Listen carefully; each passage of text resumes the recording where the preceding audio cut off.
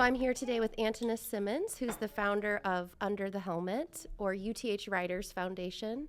And I'm so glad that you're here on the podcast today to talk to me about safety, not only road safety, but gun safety. And so nice to have you here. Well, thank you. I really appreciate you having us downtown Rock Island. It's beautiful downtown here. Yeah. And thank you for letting me be on your radio station. That's awesome. And we have a guest with us in case anyone notices. You have your daughter with you, and Yeah, she's adorable. She's the one that keeps me in line. She's like our VP of secretary, I guess, of the make sure I'm on my toes. Yeah, she's your assistant. She's She is like, my assistant. do you need a piece of chalk? Yeah, So, yeah. and she might be behind me coloring on the wall too. Yeah, So she's our guest. Maybe we'll interview her at the end. Yeah, So. she might likes it too. She's not really camera shy, I can tell you that. So I always start the episode with, what is your connection to the city of Rock Island? And I know you don't live here, but you do work in the city. So what is your connection to Rock Island? It's such a beautiful city, and I believe that with our connections and what we have and what our organization is trying to do, not just only in the city of Rock Island, but throughout the Quad Cities, and we want to make sure that Rock Island kind of come back to life. We know that it's been over years that people have been leaving, and we see a need, and we want to be that need. Yesterday I referenced as just imagine a rock climber, and he's the novice rock climber, and then you have all the beginning rock climbers. If we don't extend that hand out to them, then we kind of leave them eventually to fall. So our organization wants to be that novice rock climber to help people get through their situations and whatever their needs are here in the Rock City of Rock Island. So tell us a little bit about your organization. I think the first time I saw you was speaking at a city council meeting about Under the Helmet, or the UTH Riders Foundation. So what is it? What do you guys do? What are you focused on? So we started this in 2022. Unfortunately, a reason why I started this was due to road safety. I lost two friends in a motorcycle accident, and we seen there was a lot of lack of awareness, I'd say, as such, just on motorcycles, but also the lack of awareness just on road safety with individuals driving on the road. And then eventually we got partnered with the Illinois Department of Public Health Injury Prevention. And during a lot of our meetings, we collected a lot of data, and we seen that not only was we needed on the road, but also on the public side safety portion. And that's where most of our programs come in from, such as our life saving practice program, which is huge here in the Quad City area. We teach stop the bleed, CPR, and AED for free. Just with recent shootings and how things have been going on, we want to teach people how to save a life. Okay, so this started out of a personal loss. You lost two friends in a motorcycle accident and felt motivated or compelled to kind of get involved in making sure people know about how to be safe on the road. And then through getting partnered with the Illinois Department of Safety, started to look at other safety issues, especially around gun violence, and if someone's having a crisis in public, if someone's been shot, for example, how to stop them from bleeding, how to do life-saving interventions. Yes, and just not that. We've seen also in 2022, the suicide rate actually outbeat the homicide rate. In 2022, 1,526 people died to suicide, and 1,300 of that due to gun violence of suicide deaths. So we just don't only see the aspect of teaching someone to save life. This is why we give out our gun locks, to make sure we know that firearms are used in a situation where it's just not really thinking, just a straight thinking, and it's done. And by the time they realize it, they have to succumb to their injuries. So we give out the gun locks to prevent suicide or accident discharge within children. So I think September is National Suicide Awareness Month, and so what you're saying is that when we think about gun violence, sometimes we think about homicide, but that suicide is actually the number one cause of death by guns.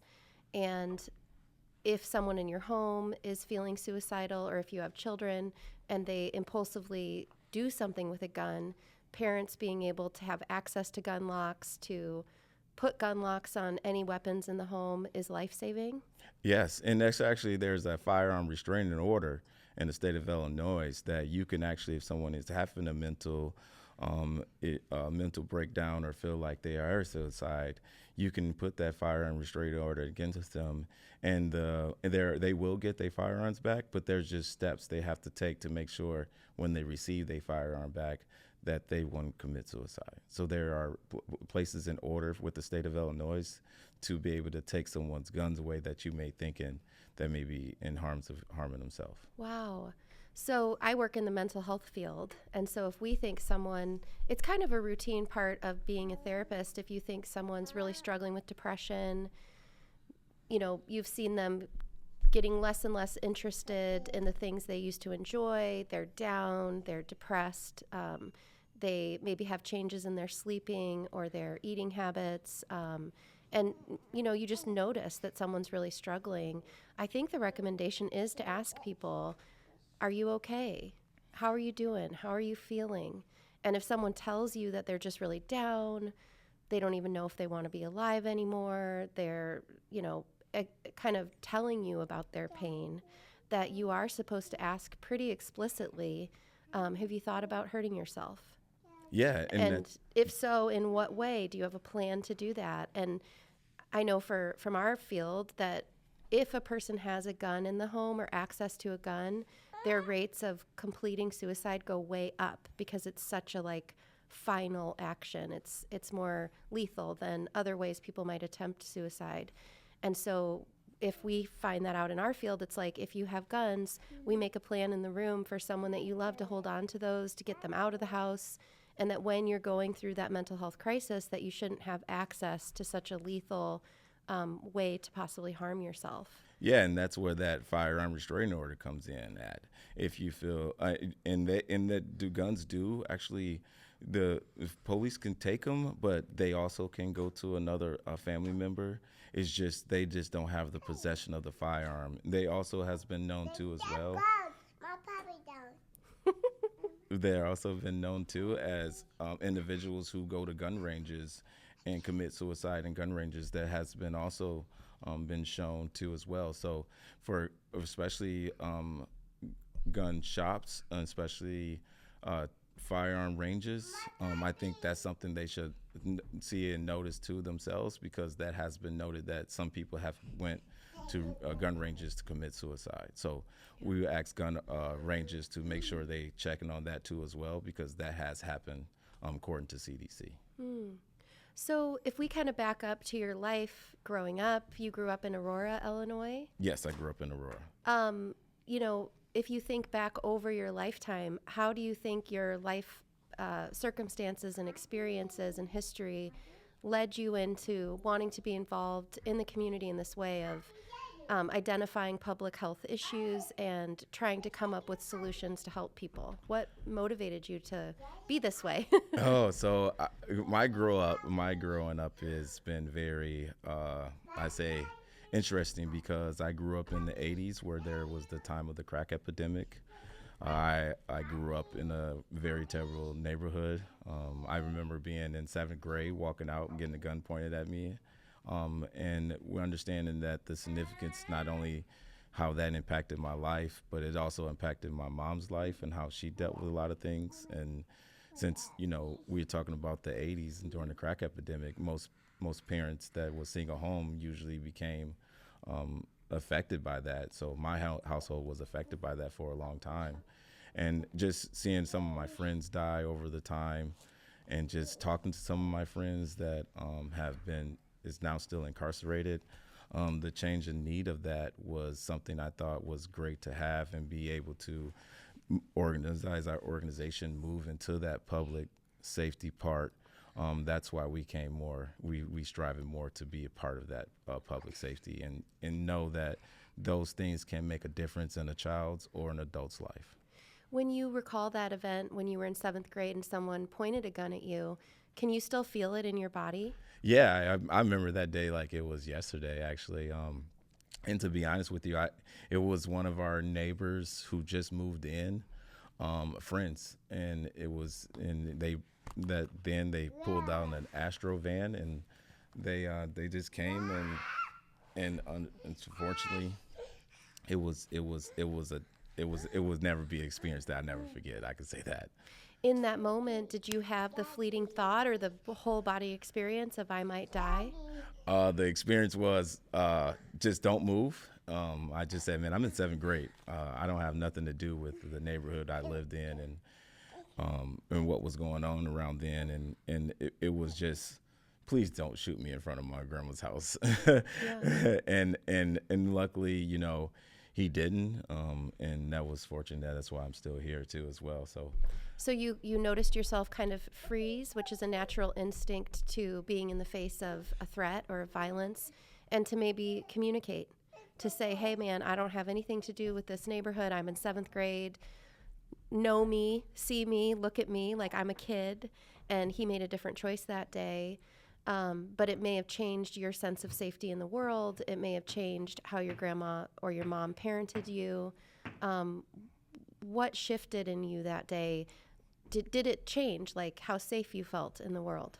To talk about safety, yeah. I mean, eventually, after a while, even through my freshman year, through my senior year, we was always getting chased and shot at. So eventually, as people may not think, but eventually you're going to try to protect yourself. And that led me to carry a weapon myself, because, it's only so many times in your lifetime that you want to be shot at. I mean, I lived in a war zone, to be actually. Even living in Aurora, we was ranked #1 homicide for a couple of years. We outbeat Chicago. In Aurora, Illinois? In Aurora, Illinois. We in the 90s and the early 2000s, they canceled Halloween so many times because gangs would say, whoever we see out there today, we're going to kill. So, I mean, you just think about a kid getting ready for Halloween, and all of a sudden you can't go to Halloween because the city have canceled it, just because they have received multiple threats that there was going to be a lot of homicide that night. Wow. Yeah. So I think what you said is so interesting. I skipped my podcast last week, and I did record this whole episode about internal family systems, and then I scrapped it because it was like, this doesn't make any sense. But it is about parts of us that develop. We all have parts of us. Like, there's a part of me that wants to speak up, and there's a part of me that wants to stay silent, for example. But the idea is that when we encounter really difficult moments in life, new parts can emerge. And so you had this encounter with violence.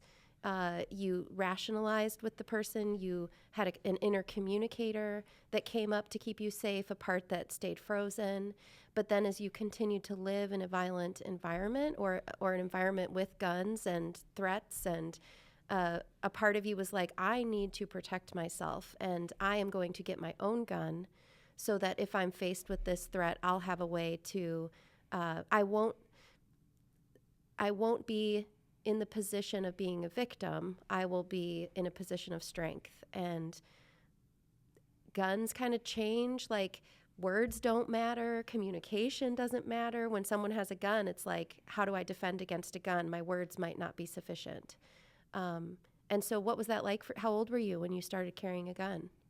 I was probably like 13. I think when after my freshman year, I've been shot at so many times after that. I think it was just when me and one of my friends, we got jumped, and I think it was just, because we just lived in the neighborhood, and that's an unfortunate circumstances that still happen today in some crime neighborhoods. Because where you live, they think that's who you are, and unfortunately, after a while, I reference into a saying of eventually, if a dog can be very scared and you keep backing into a corner, and eventually it will bite you, because it fears for its life. And I think that's what we see today, still today, as people are fearful for their life, so they decide to carry a gun to defend themselves, just in case they don't want to be a victim. People think that kids now, the youth out there, don't want to live, but they do want to live. This is why they're carrying a gun, to make sure they can still live. And it's not even a good way to live, because if you don't have stability, well, then safety is next. So there's no safety, and there's no comfort. And we also know that with no comfort, no safety, no stability, no way to express your words, becomes frustration, no empathy, so you don't feel sorry for no one else. So you just keep piling these things on individuals, no matter what race they are. You're eventually going to have, I say it's like boiling spaghetti pasta.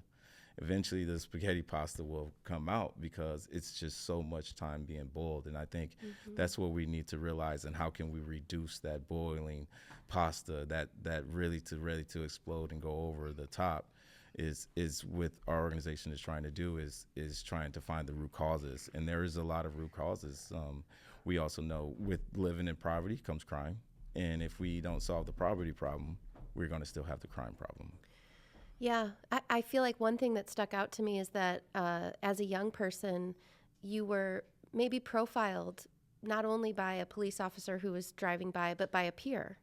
That you said that like people don't see you, so they're going to see you as a part of something that they need to defend against, but from all sides. Like it's coming at you. Like people are not going to see my humanity. They're going to see me as in a group, or if you were just walking down the street by yourself, you're getting it from all over, like how people view me in the society, including someone in your own neighborhood, that you could be a threat, that you could be a danger. Is that fair to say that you felt that from everywhere? Yeah, even school. I remember being in a sophomore in high school. We were sitting in the hallway, and the teacher said, "You guys are a waste of taxpayer money." So you're getting it from schools, you're getting it from your neighborhood. Your home environment is not as stable and stability as like I just talked about, because without that stability, you don't have safety. And then you got to worry about your peers, yourself, that you got to deal with. But then you worrying about the police who's policing as well. And if they feel like there's already a crime area, now you don't even see who that individual is. You're just stuck into this whole category. And then eventually you just feel like you are that category. I think we also need to get out, how can we figure out to get people out of those categories and feel like they are more than just what they are being told. Yeah. And I think that's a thing that our organizations like to do, is like to go around and tell people you more than what you've been told or the environment you in. Because if we stick to that environment, we're still going to have the same issues. And I think that's the same thing we're seeing across, not just here in Rock Island, Quad Cities, Illinois, Iowa, but across the United States, is we're still having that same issue. And if we continue to have that same issue, well, nothing's going to change. Yeah, and it's such a paradox, because what I hear or would have seen is a 13-year-old child who deeply wants a sense of safety and stability, that more than anything, your system was like, I need to be safe. I have to keep myself safe. I want to survive. I want to live.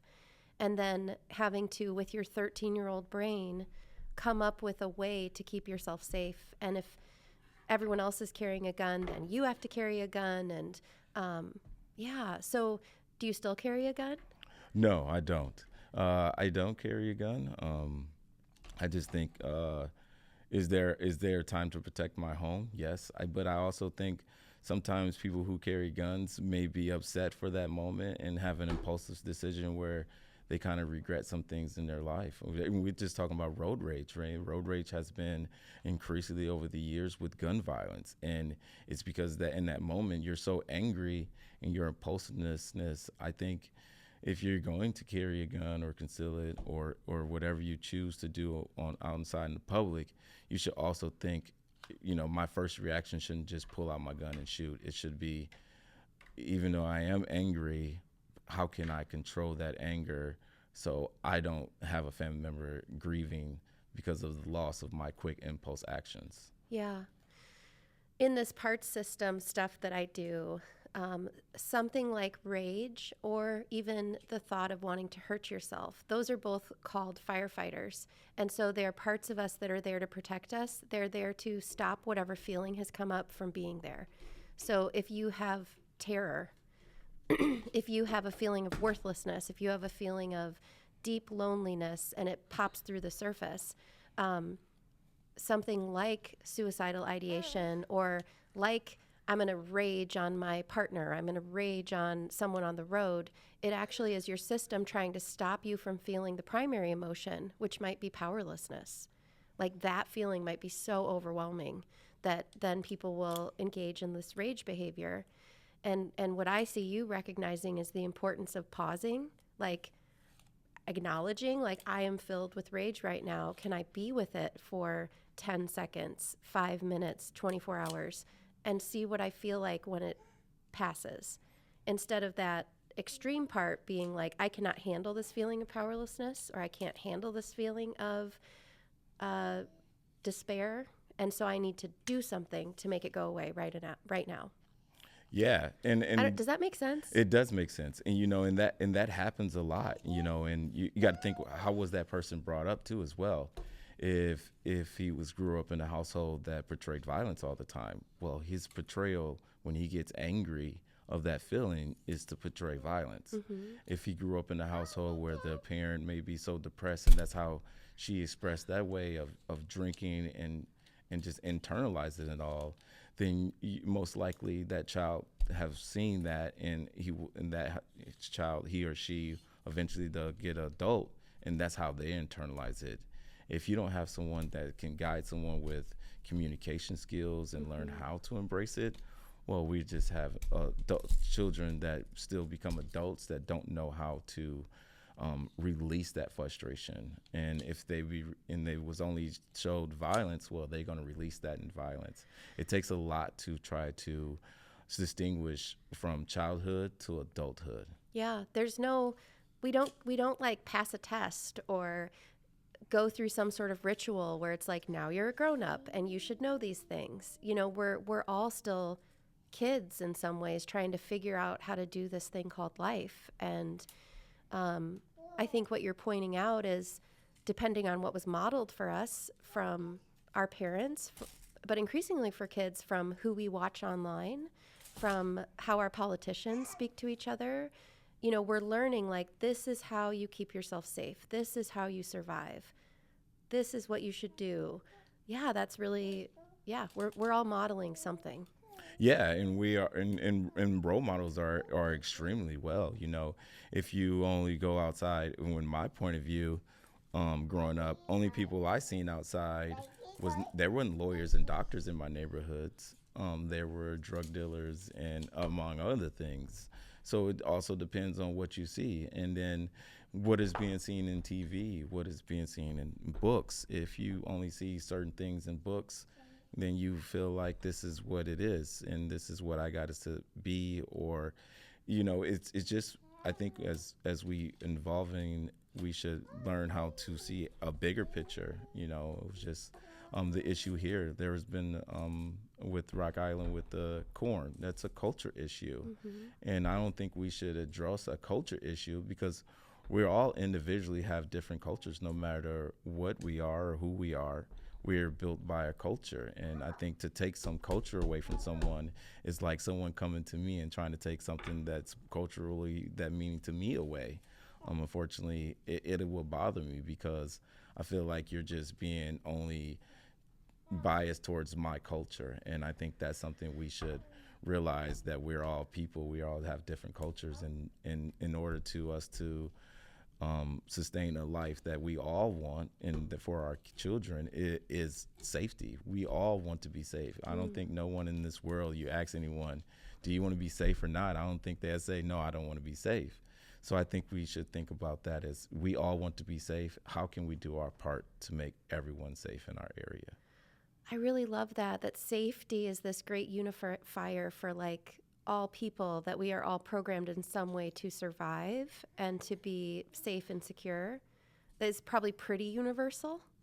I mean, maybe not completely universal, but I think it is. I mean, no matter if you went to a different country, you ask them, what you rather be safe or not safe? Again, they're going to say, I'd rather be safe, because without stability, if you don't have stability, and part of that stability is safety. Right. And if you don't have that, well, eventually, you become a product of your unsafe environment, and there's no way you can change that. I mean, it does. A lot of people might make it out. True, yes, but is it a high number of statistics? No. No matter if you in a high-rise building or if you live in a poor area that's in a trailer park. It doesn't distinguish what it is. If it's poverty and unsafe, you're going to grow up unsafe, and you're going to become an adult that don't know how to deal with those emotions because you never had someone to explain or give you the ability to express your emotions, because some households is do what I say, close your mouth, you don't talk back, you don't express your feelings. Well, if you've been told that as a kid, no matter who you are, not to express your feelings, how can you know how to express that feeling as an adult? Yeah. And when I was talking to Demetrius last week, he said that one of the reasons he worries about his son, for example, is that these kids don't quite know how to communicate. They're not sure how to communicate. And so she wants the camera. But so if they don't know how to communicate, how do they, with their little brains, I don't mean that in a mean way, but when you're 13, like, your brain's not fully developed, your emotional regulation is less than an adult. You're still learning how to communicate and how to be, and then you're confronted with an adult who wants you to do something, and that communication piece is like not there. I mean, my kids, I really try hard to make them go to a counter. We can pause because I can edit this out. So yeah, we'll let her. Oh, she bunked her head on the microphone. You want to go night-night? Come here. Here, I hold you this way. Come on. Does she still take a little nap every day? Yeah. Take a nap now. Okay. Oh, she just closed her eyes. She likes that tape measure. She does. But kind of going back to that what you're saying, like, how do we teach our youth how to communicate? I make my kids try to go to counters or make phone calls, and it's really hard for them. My kid will, like, call me, and then she'll sit silently on the phone. And my husband and I just laugh about it because these kids, we're like, when you call me and I say hello, you have to say hello. Like, you don't, whether it's something simple around communication or if it's a really high stakes situation needing to communicate. I think you're right. We struggle with it. Yeah, and you got to think of, okay, a 13-year-old, he or she is trying to develop who they are since as a person, where they fit in this world. And if you don't, no communication skills, that is bad, because what happens if they do run into an issue where they need to communicate, but their communication is only violence. So then you have them communication through violence. And that's what we see a lot today. How do they communicate? Why they're communicating? And I think they only know way to communicate is what they see, what they've been taught, what they see in their household. And those communication skills, if they're not there because they can't speak or speak, then you're going to have the issues we're having, and that is, the youth trying to figure out who they are in this world. So who do you think is an example of a good communicator? Like, do you see that in the community at the national level? Can you think of, when we're trying to look out and be like, who can show me how to communicate? Does anybody come to mind? I mean, it depends on what communication you're looking for. I think we all have this part where we seek communication and how we want to internalize communication and what do we really want to hear. I think we need to find the audience that is not just trying to portray violence or division, someone that is trying to bring togetherness. And I spoke with Mayor Ashley, and what a great guy. I mean, he's trying to not only do for the city of Rock Island, but his vision as the city of Rock Island as a whole, not separating between up the hill or down the hill, west end, north end, south end, but what is it can we do together as a city as a whole? I think individuals like that shows it's highly how things can be done and working together, because eventually all together we all want to be safe. We want all our kids to enjoy education. No matter if it's private or public, a child should deserve education. And I think we just need to look for that person who is trying to bring togetherness instead of division. You want to come lay over here with me? I got pillows. This couch is kind of gross. It's like a secondhand couch, so I don't know if you have allergies, because I don't know if a dog ever sat on it or. You want to go get the phone? Go get your Cheetos. There's little pillows here if you want to take a nap. You want your There's Cheetos? a bed there. Go get your Cheetos. I love Cheetos. Cheetos are good. Well, I feel like that is America is this great experiment that can we live in this nation where some people want to be able to grow corn on their property and some people don't. You know, some people, all these different cultures, all these different ideas about how the world should be, all these different worldviews, and there's so many different ones. And that is the great experiment of America, and why we are a really cool country is that we're still working to kind of figure that out. Is it possible? Do you think it's possible? I do believe it's possible. I believe we're all looking for the same thing, that is safety. And if we realize and internalize, hey, what we all really want, safety, okay. I think this is what we should really focus on is being safe. I mean, everyone wants to walk out their house not worrying about anything. They want to know when they leave their house, they're going to be able to return to their house. And this is why, again, our organization focuses on road and public safety, because we know on the road safety side, there's a lot of tragic traffic deaths. And we want to make sure that person come back home too, because again, growing up without a mother or a father, or losing that mother or father at a young age, it's like, people may not think it, but it's like throwing a pebble in the water, and you think you might not think nothing of it, but it takes all those little ripples takes an effect. I know this because my father died at the age of 3 when I was 3, so of gun violence. So you got to think he wasn't present through my years of trying to figure out who I was to give me guidance. And when you don't have that, as we keep not being safe, and someone lose their parent, you don't know how that can affect. I think that's what we need to realize and look at.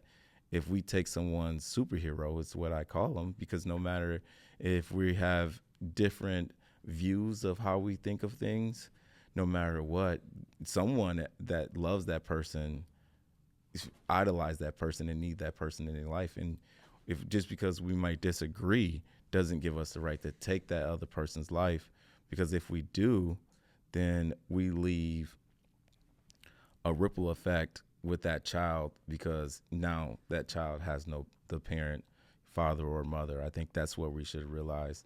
That would you want to be taken away from your kid at a young age due to any being things unsafe? I think that's what we should be thinking about the most.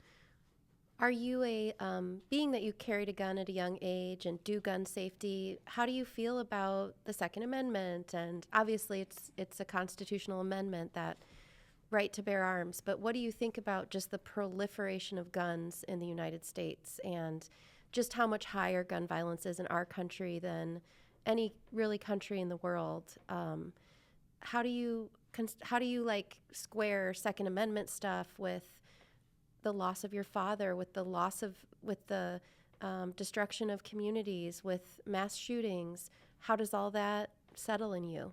I think we do have the right to bear arms, but I think when that Constitution was written, in my opinion, it was the right to bear arms to protect your home. I think now we have gotten to a point where even if I'm on the road, if I don't like what you say, that's my amendment. I can do what I need. I think that's what I think when we first look at firearms, when they was manufactured, even back they've been around since the 1800s. So you got to think most people then carried guns to protect their homes. They carried a shotgun maybe in their pickup truck back then, but no one was carrying assault rifles around like a handgun, and no one was carrying handguns around as much, but they didn't use them just because they felt upset or they didn't like what a person said. I think we should have the right to own a gun. Ownership is something that I think we all should be thinking about, no matter if it's a gun or a home. Or I think just the opinion of the Second Amendment is we took it a little bit too far to extreme. And I think we just need to go right back to what was it meant for? It was meant for us to protect our home. Yeah. I wonder if the Second Amendment rights impact First Amendment rights. You know, the right to free speech, the right to organizing and protesting, and when those Second Amendment, when people start using guns as a tool of, it's not communication, but as a tool of, I don't like what you're doing or saying, I'm going to stop you. I wonder how it impacts our First Amendment. I had two guests that were kind of scheduled to come on in the last week, and both said, I don't know if now is a time that I want to talk publicly about anything. And so this idea that guns in the ether, guns in the atmosphere, do an effective job at times of silencing people. Like if you and I were in a heated debate right now and you pulled a gun, guarantee you I would shut up. And you know, I think that's the thing. I think we think, you know, we use our Second Amendment to say, well, it overwrites our First Amendment. And unfortunately, even though we all have different views, it's some people might have the similar views, some opinions. I don't think we should silence those views. I think we should hear them out. We should listen to them, understand where they coming from. Because again, if I come from an area that has been erupted with gun violence and you come in an area that never seen gun violence at all or any type of violence, your views are going to be way different than the views I see. And I think to come and sit down and say, hey, well, I understand you're part of your view, but in my eyes, in my view, what I went through, this is the shoes that was given to me and I walked them. And your views, I understand where you're coming from, but also you got to understand my views. I think instead of us using weapons as a silencer, we should use our voices to be heard, understand. And the hardest thing to someone to do is listen, right? Because no one wants to active listen. We listen to respond instead of listen to hear what that person is saying. And I think that's where we're getting an issue too, where people they don't want to respond back to them in a vocal way. They just want to respond back to them in a violent way. When I was doing my master's program, I got some training in how to do like conversations around diversity. And one of the first things we learned in this training was how to listen. And they taught us this thing that I'll never forget. It was a Chinese symbol. It was called Ting, and it was like a Chinese symbol for listening. And it had these 4 parts, and I'll probably forget them now. But it was this idea that when you listen with your eyes. So you look at the person, you pay attention to their facial expressions, to sadness in their eyes, to their body language. You listen with your brain. So you kind of try to contextualize, where's this person coming from? Where have they been? Like, what are the things going on in the society that might be impacting them? You listen with your ears, so you hear the words that are coming through. And then I think the final one was you listen with your heart. And so you try to seek to understand before you're understood. And that is not how we do communication in our world today. No, and I think that's a great way of analogy of putting things, right? Because body language is important. How is that person responding to you in a body language way? Is it welcoming body language, or is it fearful body language or standoff? And I think we have to look more than just communication is just more vocal. It's body language, it's eye movement. I think we need to realize and analyze that and try to figure out how can we go back to those. And somehow we lost our way, and it became, I don't like what you say. It's either be quiet or I make you be quiet. And that's a terrible way to keep going, because I reference to.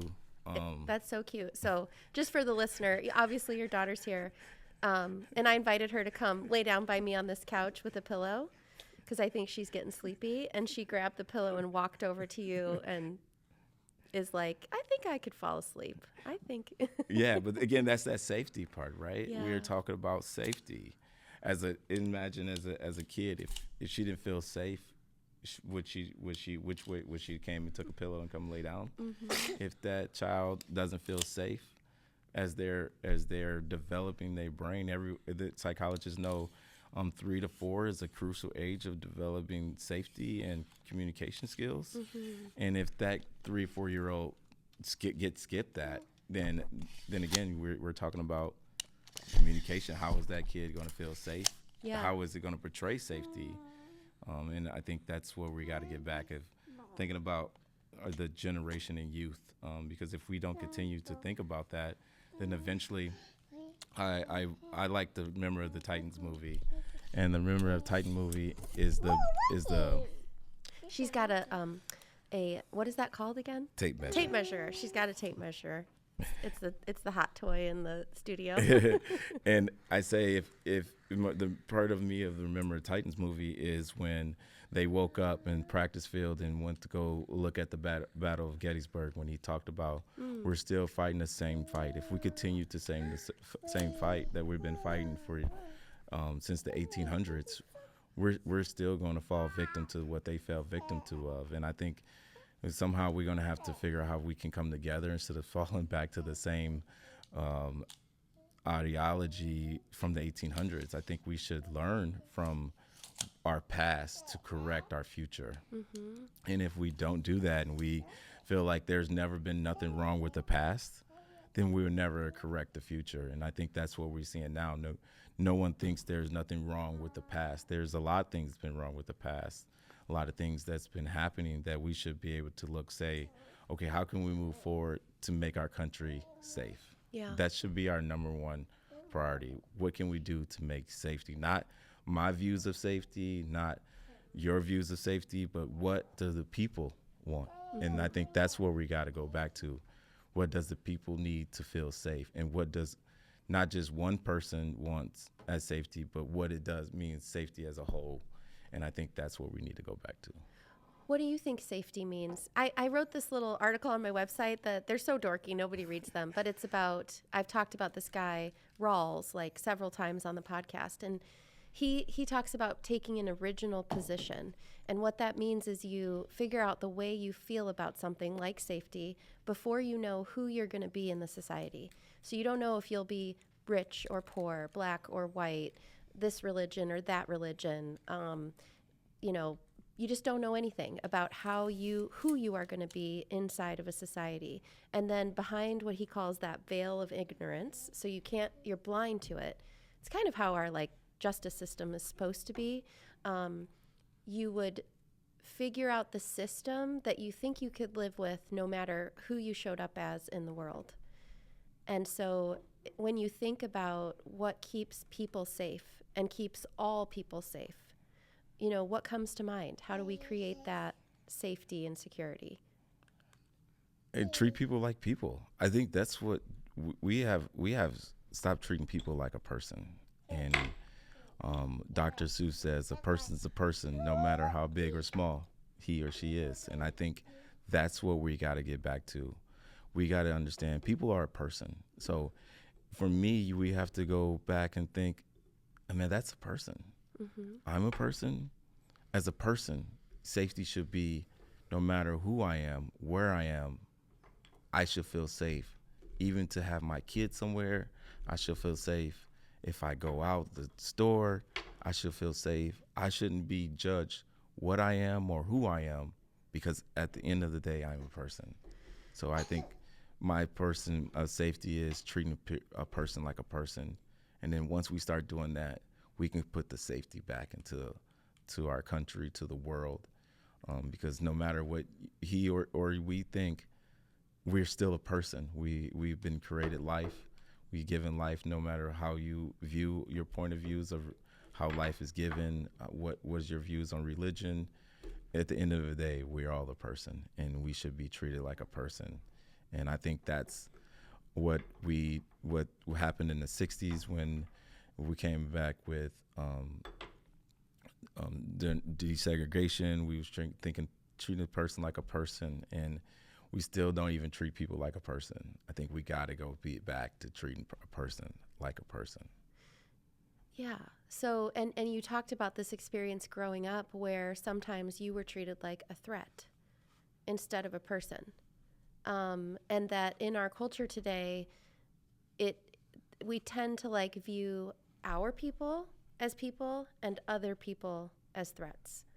So even just the rhetoric going on right now, like it's almost like we're on sports teams, and it's like if you're a Bears fan, then we're cool. But if you're a Packers fan, we're going to have problems, or I view you as an adversary. So I feel like that mentality or that mindset, this is the big task for America. And why I love Rock Island is because we are this microcosm of the United States. Like I've said this before too, if Chicago is the most if Illinois is the most American state broken down by different groups, Rock Island, its diversity, its richness of culture, its difference in ideology, economics, all the things. I feel like this is the big job of our civilization is can we treat all people as people? Yeah, and that's what drew me to Rock Island, because I like a person treating another person like a human being.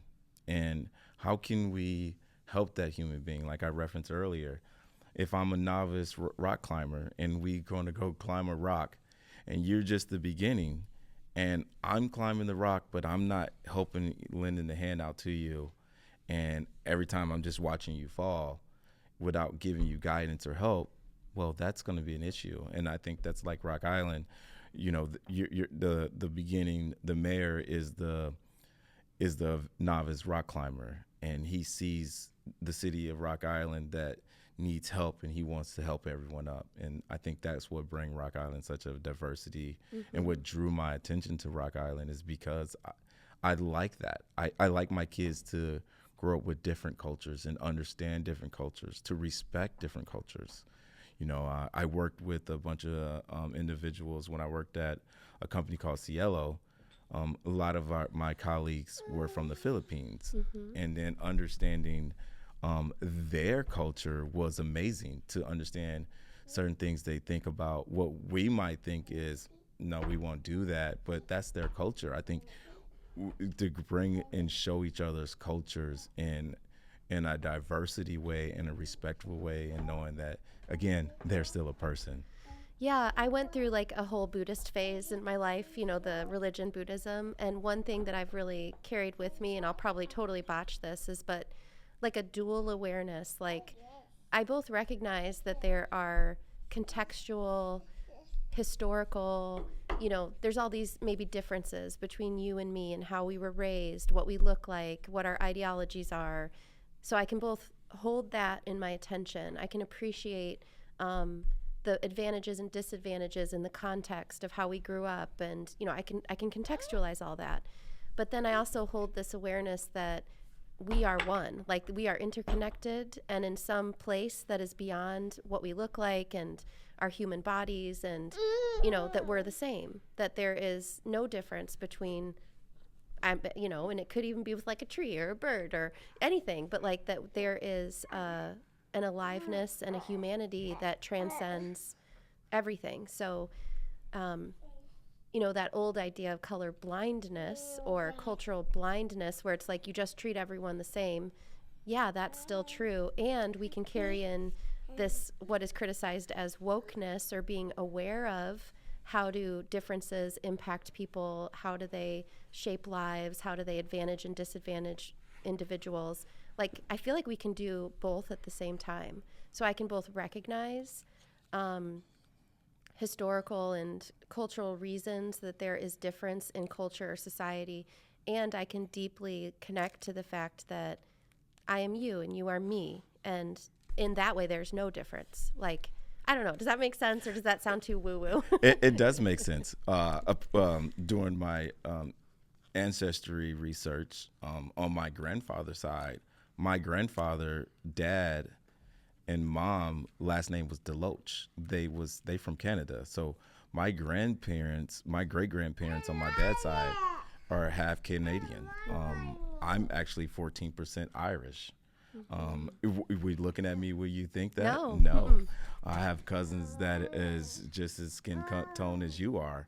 And when I tell people this is my cousin, they said, no, well, you got to be related through marriage. And I'm like, no, actually, we're related through blood. I think we really start to understand that we're still all people, no matter who we are. The only difference between us is my melanin in my skin. That's the only difference. I say that we should recognize that, and somehow we don't. Again, the melanin in our skin and the culture we are, or what culture did you grow up in? If you And those things that shape us, like if I was walking down the street in Aurora, nobody would view me as a threat. And people will still perhaps view you as a threat sometimes. So it's like those are the differences. Contextually, I have awareness of them, but I can also hold the awareness that, as Thurgood would say, if you cut us, we both bleed red. That in many ways, race is a social construct. It's not real. But then it's very real in the real ways that it impacts people. So it's like you're trying to hold both of those in mind at the same time. Yeah, and you think about it, does racism exist? Yes. It should exist. In my opinion, no. Because we're all a person. No matter if you stop breathing and I gave you CPR, you're going to respond just as well as I'm going to respond to CPR. Doesn't matter what color we are, what we are. The only difference is between our anatomy and when it comes to CPR and how it is just performed versus a man and a woman. Can you give me CPR with my shirt still on? Yeah. Can I give you CPR properly with your shirt on? No. I think that's the only difference we see. And I think that's where we got to get back to, is saying we're all a person underneath. I don't even know, because I'm a woman, you can't give me CPR with my shirt on? No, no, you cannot. I didn't know that. Yeah. So, to talk about safety, right? Not to get us off topic, but. and talk about safety, right? And CPR, right? And most women die because nobody wants to perform CPR because no one wants to take that woman's shirt off. Is that because of a bra that's in the way? Because your bra and your breast, and no one wants to take it off or do that because they feel like so women die of more respiratory. Not receiving CPR due because of that reason. Wow. I think so the that CPR is not as effective because you would need your breast to go to the side so that you could really access the chest. And if you're wearing a bra that's interfering with that or keeping something between you and the heart, then the CPR is not as effective. No. I never knew that. Yeah, and a lot of people don't know that, and that's the only difference between male and female when you're giving CPR. That's like the reference. Only certain things is our anatomy that kind of separate us from who we are, and I think that's where we get back at saying we're all still a person. Mm-hmm. It's just our anatomy that changes. And then our melanin in our skin. You can still be Caucasian and still have more melanin in your skin than the other person that might be Caucasian, is because somewhere in your history, your DNA, your family member might had a different ethnic or race they can be a part of that makes their skin tone different. I think that's the only difference that I say we are, and we got to go back to treating people like a person to become safer in this world. Yeah, and the ancestry stuff is so interesting because you can find out, like my dad always told us that we were like Dutch or something, but we're not. That side of the family is actually like Mediterranean, like I don't know, and it's nothing we ever really heard about growing up or knew about, and all of a sudden you're like, oh, that's a part of my identity. And my grandma always said that our Scandinavian heritage, that some of our people related to her were Sami, which is like indigenous people who lived in the far north Scandinavian. But it matters and it doesn't matter. It's like, Yeah, and you think about it, I think we were voyagers before we started to really colonize certain areas in this world. And I think when we was voyagers, we went everywhere. And you think I'm a voyager and I come to a land that's skin tone may be different, was it that, oh, you can't really talk to that person or date that person because of that? It wasn't. I don't believe it was like that. And this is why when you do your ancestry, you really go back to your 6th, 7th, 8th, 9th, 12th grandparents, and you be like, wait a second, my 12th grandparent was this? How? Yeah. And why no one talked about it? I think we once we start to find out who we are and realize, wait, Yeah.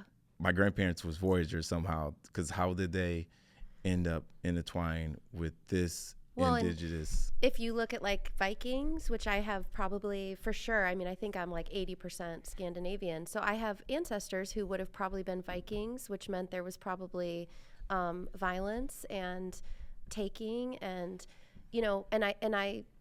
I mean, I love Frozen 2 because it kind of deals with that idea of knowing that maybe an ancestor did something. But we probably all have ancestors who were violent and tribal and territorial, and I think it's okay. Like it's not. I'm not excusing it, but I'm saying I can be with the pain of my own history, whether it's my personal history as an individual, the history of my city, the history of my culture and this bigger place, in the world. I don't need to be so overwhelmed by it that I either try to pretend it didn't exist or it's not there, or celebrate it in some way that overlooks the hard parts of it. Like, I have hard stuff in my own past, and if I can't look at it, I'm at risk of repeating it. And so I'm talking about my own personal choices and my own personal behaviors. Like, in my own history of my short 45-year-old life, there's stuff there that if it overwhelms me so much to look at truth of my being, I almost consider myself to be in danger of a repeat of history. And it doesn't mean that I'm a horrible, awful, bad person. It means that in the course of being a human, mistakes have been made. And the best thing to do is look at those head on and to integrate them into my system, and to say, how do I want to live going forward? And then to try to hold on to that with the decisions I make going forward. And maybe I have to make some amends and like repair some harm that was done. And I'm talking about my own life, but you could extend that out to like civilization, cultures, yeah. Does that make sense? Yeah, and it does, right? Because you think about it, we all reflect and we all have our past. We all have a book of our own story, and we are the author of that. And some of our stories may not have been also great. And understanding and acknowledging that this part of this chapters was not so great. How can I move forward to create a better chapter for myself and for the world? I made a shirt that says, life isn't just about you. And then on the back I put, it's common courtesy that we leave this generation better off than we found it. Yeah. As a human, as we start to age, we got to put a sense of that. Do we want to keep seeing the same repetitive cycle of generations and generations being lost? Don't show love or compassion for one another.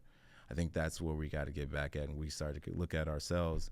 And then when we start to reflect on ourselves and what we have became through, we kind of say, okay, how can I be that voice to help? Again, because anyone can be a rock climber, anyone can assist, and I think that's what we should all do as people is help to assist. Yeah. And bring that togetherness in. Do you want to talk about Charlie Kirk? We can. We don't have to.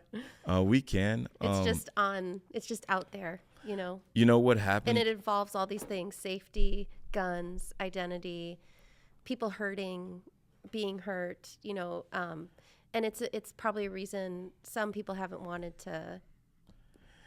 Everyone's nervous, right? Because, no matter what your views or your opinion is or what you feel, again, we all have different opinions. We all have different voices. We all have different views. But again, when you take that ability for that child to still have that present parent, it causes a ripple effect. And I think that's, again, we got to talk about what would we want one of our kids to grow up without one of us? Mm-hmm. And if your answer is no, I don't want my kid to grow up with, especially when they're young. You know, you think about it when when they get older, they safety, secure, they're adult. You know, is that worry going to be as high as it is if they're young? No. Yeah. I mean, so we got to think about it as that, and I think about that, and just it's everyone's so scared to say what they really feel because either they're going to feel they're being ridiculed, they're going to get blasted on social media for being fashionism, racism, or a left wing or right wing. Again, no matter if you're left, right, still we're all a person. We're all people, and if we don't realize that as part we people, and it got to go back to the people, and all of our historic or great leaders, the word they use mostly is people. I mean, you don't see nothing else but people. You talk about from no matter where you talk about John Lennon. He talked about the people and what his stance was for the people. Mm-hmm. We talk about JFK. He talked about the people. We talk about Martin Luther King. He talked about the people. Mm-hmm. You talk about Malcolm X. He talked about being more for Black people to take accountability for themselves to help other Black people not become victims or betray they are a victim. And then you talk about Fred Hampton. He was really concerned about the people. You know, everyone think he was about hating a certain group, but his idea was we're all people. We got to come together as people. And all our great leaders all talk about people. How can we become a better society as people? Yep, your views are different, my views are different, but how can we come together as people? And I think a lot of people are scared to talk about that because of what's again, I can silence you with a gun more than I can silence you with sitting down, having a conversation with you, understanding your opinion, and say, okay, and then come with an agreement and saying, that's your opinion, my opinion. How can we put both our opinions together to do one thing only that everyone's talking about is making safe. And being people. Yeah, and I think one of my coping strategies in life is to like intellectualize and kind of think about like theory. Like what is a underlying principle or theory or how should I think about this? And so your initial statements, what I heard you doing is that Rawlsian thing of my original position is that I don't want a 3-year-old to lose their dad. That you know intimately what that feels like. You talked about the ripple effect of that, that a person should not lose their life for speaking their opinions.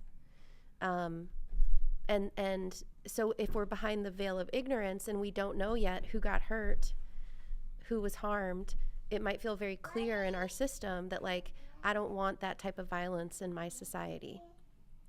And that's kind of what I hear you reflecting is, I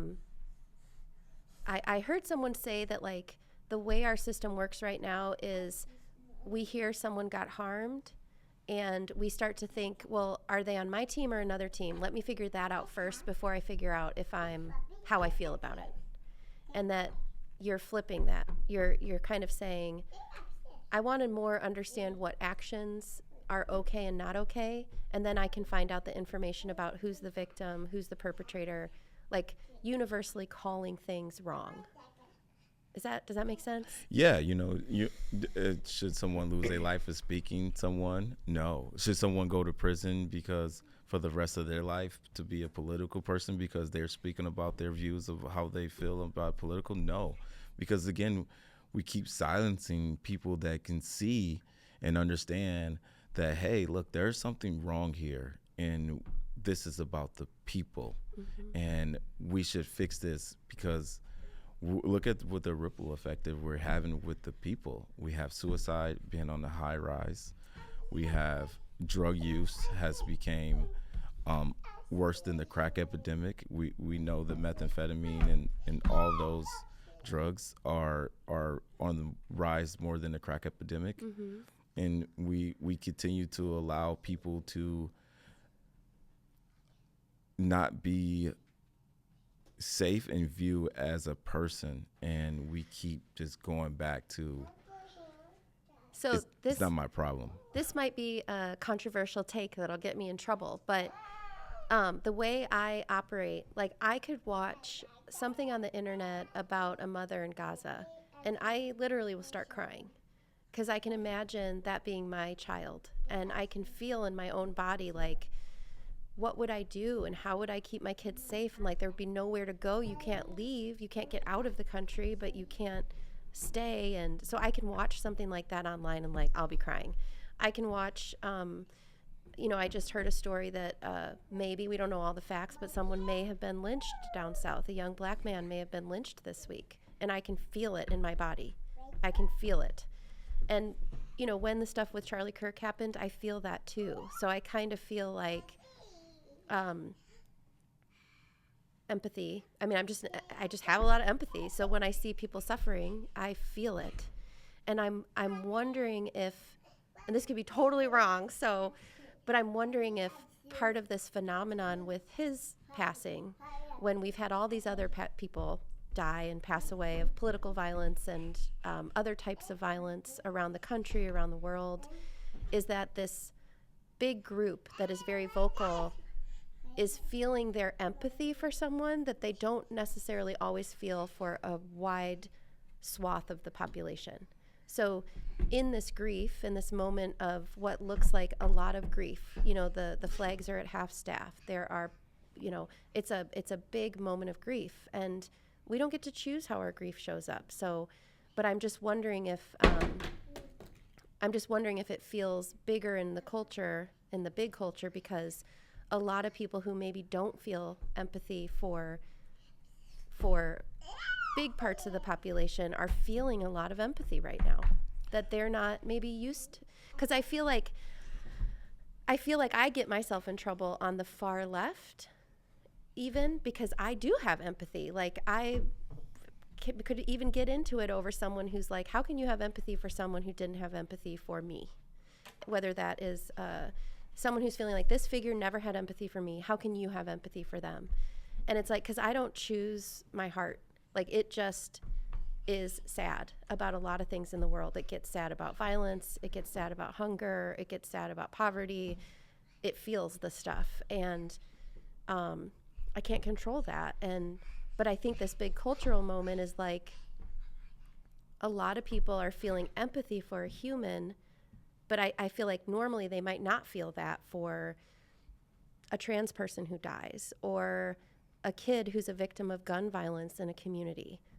Like, I feel like there are people who can only really muster empathy for people who are like themselves.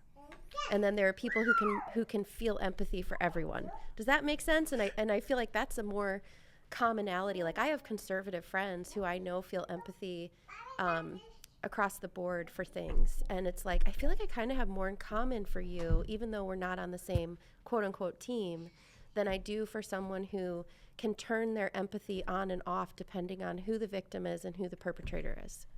Yeah, and I think instead of us choosing sides, we got to think, no matter what person, who's been victimized, they are a person, and we have became two-sided. Either you this way and this is your way of thinking, and if that is, then when you're person who thinks the same ideology as you, then I don't have empathy for them. And then the people who feel the same way feel sad. And then if you go against that view, then you're wrong, and you know what, I might cause you some harm. And again, we're all a person. We all have different views. No matter how you think about it, it's like I always reference to being in a relationship, right? People want to be in a relationship, you're in a relationship, but you're still two individuals. Mm-hmm. Again, in this country, we're still different individuals. We're different individuals through culture ways, through a lot of ways, and we're not taking that in.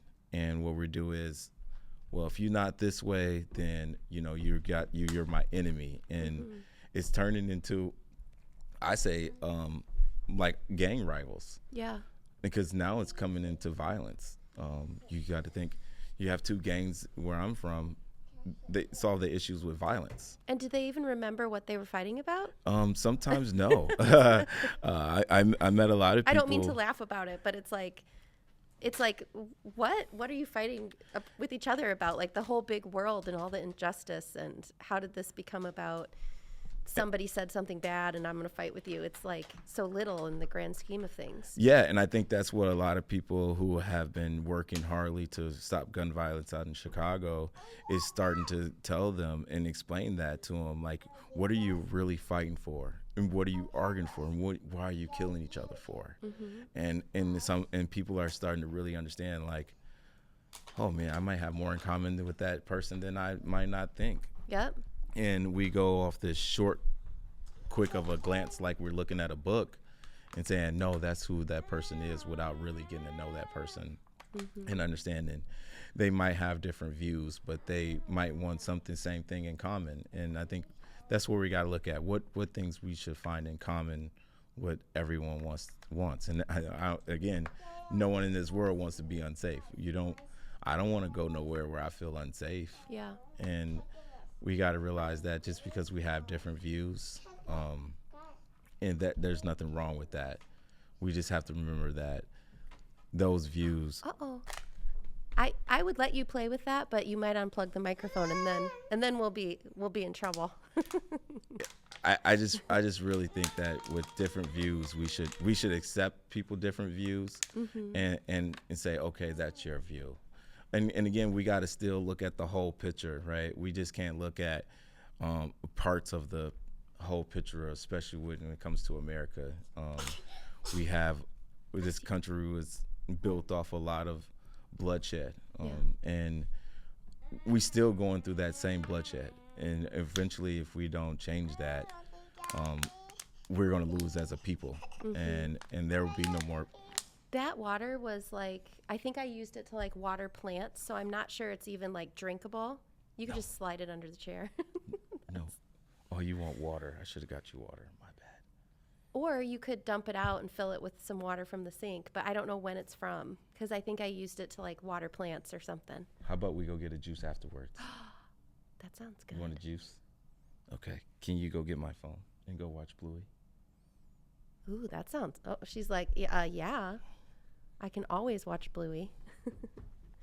Bluey, that's a show that teaches emotional intelligence. Not off topic. I've been watching Bluey since it was only 7 minutes. When it first came out, it was only 7-minute episodes. It was not a 30-minute episode. And then over time, they made them 30 minutes episodes. So, that is Bluey or Sesame Street. Sometimes those TV shows are ways that children learn empathy and communication and. You go back to Mr. Rogers, right? Mr. Rogers, yeah. He spoke many times to congressmen and on the Senate floor about kindness and what it is. There is a reference for me for Tupac. People thought thug life meant criminal ways of activities, but what it actually meant is the hate you give. And I won't say it all, F little infants. And that is true. If you give hate to a little infant, what happens to that infant over time? You keep showing hate to. Well, that infant's going to have hate. We're talking then just the reference about wars in different countries.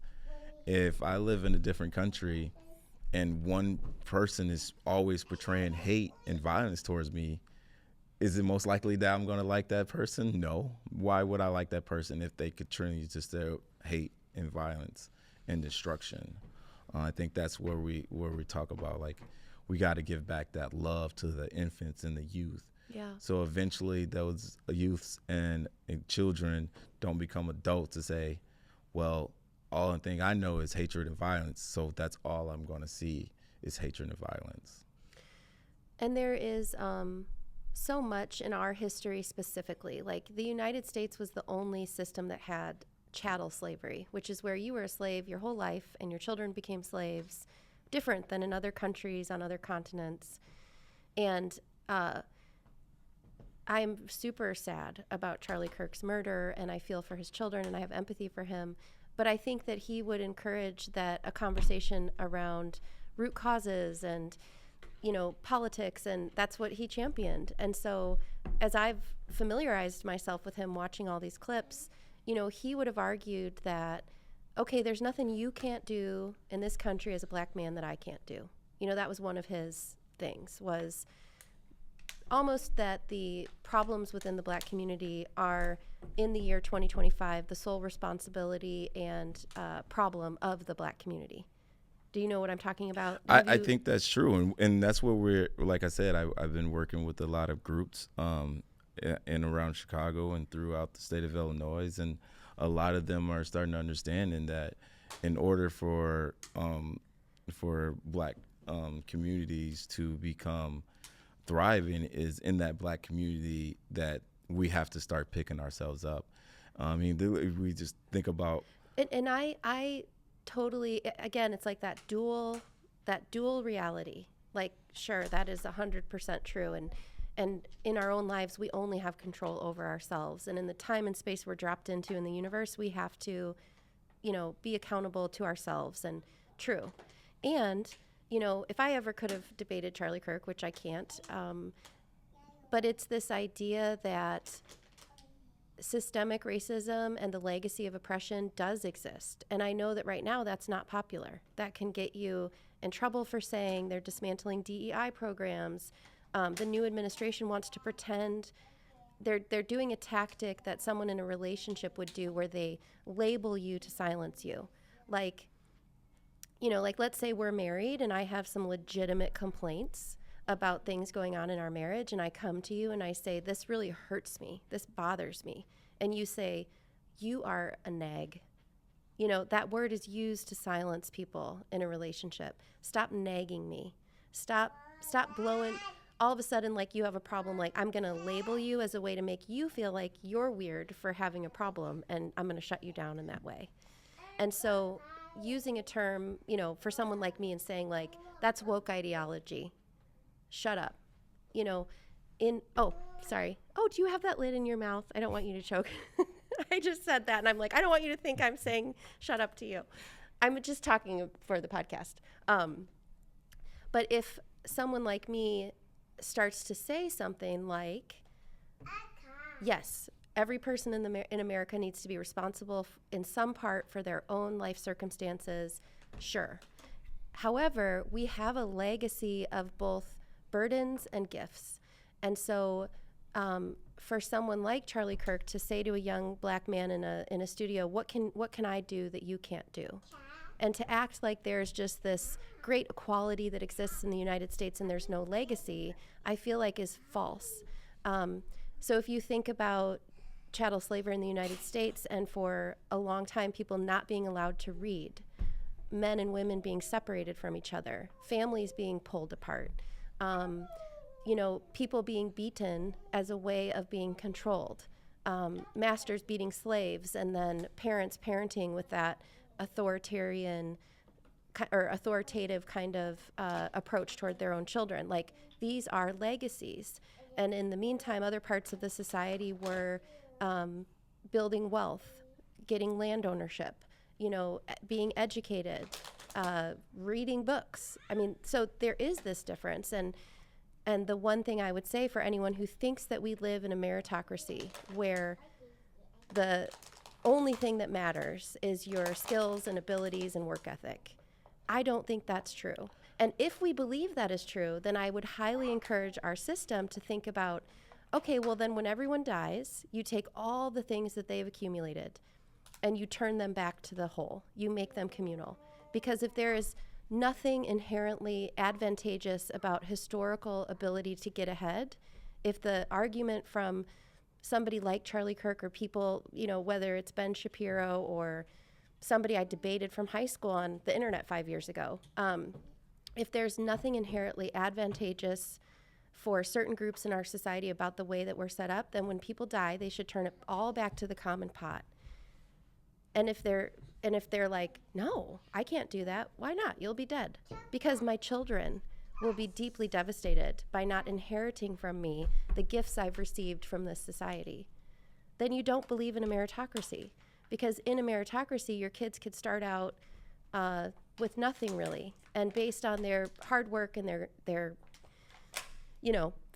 mental faculties, and they would be fine. So Yeah. yeah, I just think this idea that we are all created equal, but there is also inequality, and I will not be silenced for fear of someone saying like I'm woke. I don't. It's like telling a woman who's like, I don't like it when you hurt me in this way. You're a nag. Yeah, and well, let's talk about it, right? And you got to think, how can a race progress when it wasn't able to progress? And what happened is, and we're talking about 1960s. We're not that far, 1965 when two black people was arrested in Texas for owning banks, and they actually went to prison for it. We're talking about 1965. We're not talking about 1800s. We're talking about 1965. Mm-hmm. And then you fast forward 20 years later, we have the crack epidemic. Well, during those time from 1965, you couldn't progress, right? Because we just talked about there was the civil rights movement in the 60s, and then we talk about riots, and after that, and you can't progress. And when you can't have a race advance, well, you're going to see what we have now, which is also seen on TV and portrayed, that most black people are violent. Mm-hmm. Well, when you have not had a race to progress, and you try to say, well, there's no difference. Well, there's been a difference. I think, again, that's where we got to come back and saying, okay, this is our story. We have to embrace it. But to act like it never exists will show that we'll never progress. Yeah. That just go to anything in life. If you never say you have a problem, but you know that there is a problem, and you keep saying no, there's no problem, well, the problem is still going to exist. Yeah. And in 1965, that problem that people couldn't advance was actually a hinder. And then we fast forward 20 years later, where again the crack epidemic hit predominantly black neighborhoods and poverty communities, and it was known that the CIA was putting those products there. How can you advance? Again, we talk about advancing the race. Well, then they only seen an advancement in selling drugs. Mm-hmm. Well, then we have the Reagan area where the war on drugs, and then it became where it just became more police brutality heavens and presence in the community, more targeting, mm-hmm. and then you didn't advance then. So when you're trying to talk about advancing a race, you have put so many roadblocks and obstacles. Well, this is the problem we're going to have. Mm-hmm. And then you talk about education, where some cities, no matter where you are, and this is just poverty level. It has nothing to do with color, because there's a boundary now. I feel like more. Is it a lot of color boundaries? A little, but is it a more economics division than anything? Because even in a poverty community, my school is going to be not as great. Mm-hmm. I'm going to have high crime. Mm-hmm. I'm going to have drug use, no matter, and I'm going to have drug sales. Those things that are now is the driven thing when it comes to is the economic. And if you're not on a certain part of the economics, well, you're struggling. Mm-hmm. And everyone's going to feed their kid. If your kid's 2 years old or how old, and the kids keep screaming because they're hungry, well, no matter, eventually you're going to do as a human being, as our DNA and what we programmed to before we was even born, it's going to act. You're going to say, well, my kid's going to eat. Either way, one way or another, I'm going to give my kid some food. And I think that's where we start to really see the economic side of what's portraying now that been happening in history. Yeah. Yeah, and so when you create conditions in an economy where a percentage of the population lives in a state of desperation, and then that percentage of the population does things in the society that are illegal or socially unacceptable in the pursuit of survival and of advancement and all the things we want as humans. And then you can kind of crack down on that segment of the society. And there are like industries, you know, when I was learning about poverty in college and in my master's program, you know, this idea that there is a functionality of that type of poverty and that industries can be built up around those conditions. So then you need people to police that population. You need facilities built to house that population. Those facilities need toilet paper and concrete poured, and you know, so it's really complicated. It's really complicated, and the this is going to sound so conspiratorial. So if I'm going too far out there for you, Antaeus, you just let me know. But the play of the powerful is to say, and the reason that all of this exists is because of you. So if you're someone living in poverty, it's because you are essentially flawed. Like the reason that this whole thing, like why you're struggling, why you can't get ahead, you know, it's because you're deficient and defective. Meanwhile, the people with the most are getting more and more and more. And so the storyline of it, the functionality of that type of poverty, I don't know, it's a big problem, and it's like people who are stressed and she ready to fall asleep?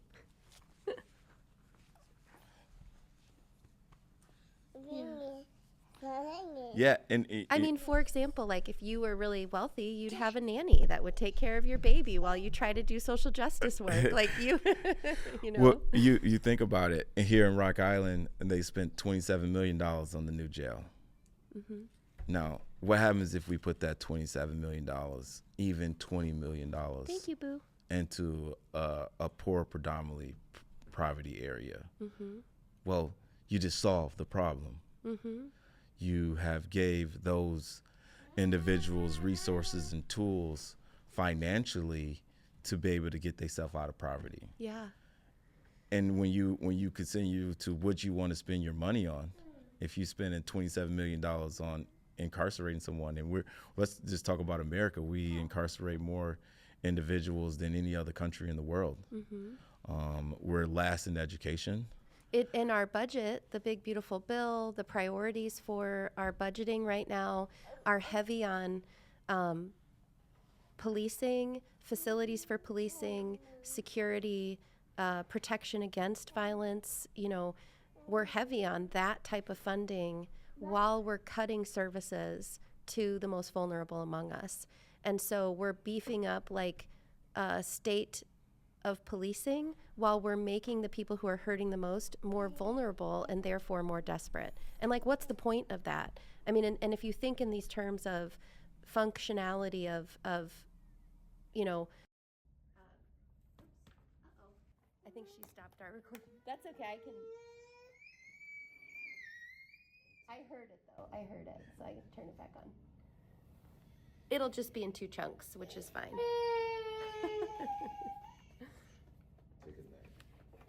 She's probably like, when is this woman gonna stop talking? Do you sing to her? How do you normally get her to go to sleep? By patting the booty. She likes I guess, the motion, I guess. It's just like a car ride, right? You get a kid get in the car and they go, but yeah, you know, let's just talk about that. You know, I think we're putting the money in the wrong places. We need to put the money in the right places, and if we continue to put the money in the wrong places, well, we can still have the same problem. I mean, again, we just think about it. If we keep dumping millions of dollars into prison systems and not solve the root causes, well, we're still going to have the same problem. And then, you know, and that leads to people complaining. We still have crime. Well, let's really talk about it. Let's really figure out how can we stop crime. And crime has gone down. There's less crime. less crime, but a lot of burglaries. Is the crime not being reported? We know that, you know, it's saying it's going down everywhere, and that can be individuals who are being community activists, going out and saying, hey, let's stop the violence, and let's really start to do this. But then you have those individuals like myself that are out there, boots on the ground, that is being overlooked, and they're not getting as funding as they can. And then eventually, Well, your type of programs that are aimed at helping communities that are struggling with funding for nonviolence, for community building, I mean, I think we're seeing across the country that those are the places where funding is being pulled in order to shift that funding toward sustaining tax breaks for the very, very wealthy that have seen their wealth grow more in the last year or two than at any point in the history of our country. And so that is what is happening. Like funding for something that you're trying to do, which is to keep people safe, to reduce violence, to help people heal, to like such noble and wonderful goals around safety and stability. The funding from stuff like that is getting yanked out, and it's being diverted toward, you know, I don't even know what, like building a place to hold immigrants, or hiring bonuses for ICE agents to, you know, to make the conflict in our society about poor people and immigrants, and instead of it being about just massive inequality throughout the entire system. yeah, and you got to think about it. You know, like for our organization, every time we pull out funding, we keep getting denied. And over time, eventually, you keep denying organizations like myself or other organizations that's boots on the ground running. Eventually, again, you're going to start to see the increase of crime, because eventually those individuals like myself have to go back to a full-time job. And what happens when you work a full-time job, you ain't going to be able to be boots on the ground. And then that's where in the state of Illinois, we see it a lot. We see the plateau, and then we see the increased curve, and then it goes back down. Well, those increased curves we see when it plateaus or About increased curves of violence or increased curves of violence. Yeah. So if you got it, so when people are boots on the ground and they can't keep receiving funding and they got to shut themselves down, then eventually you're going to see the increase of violence. You're going to see that curve.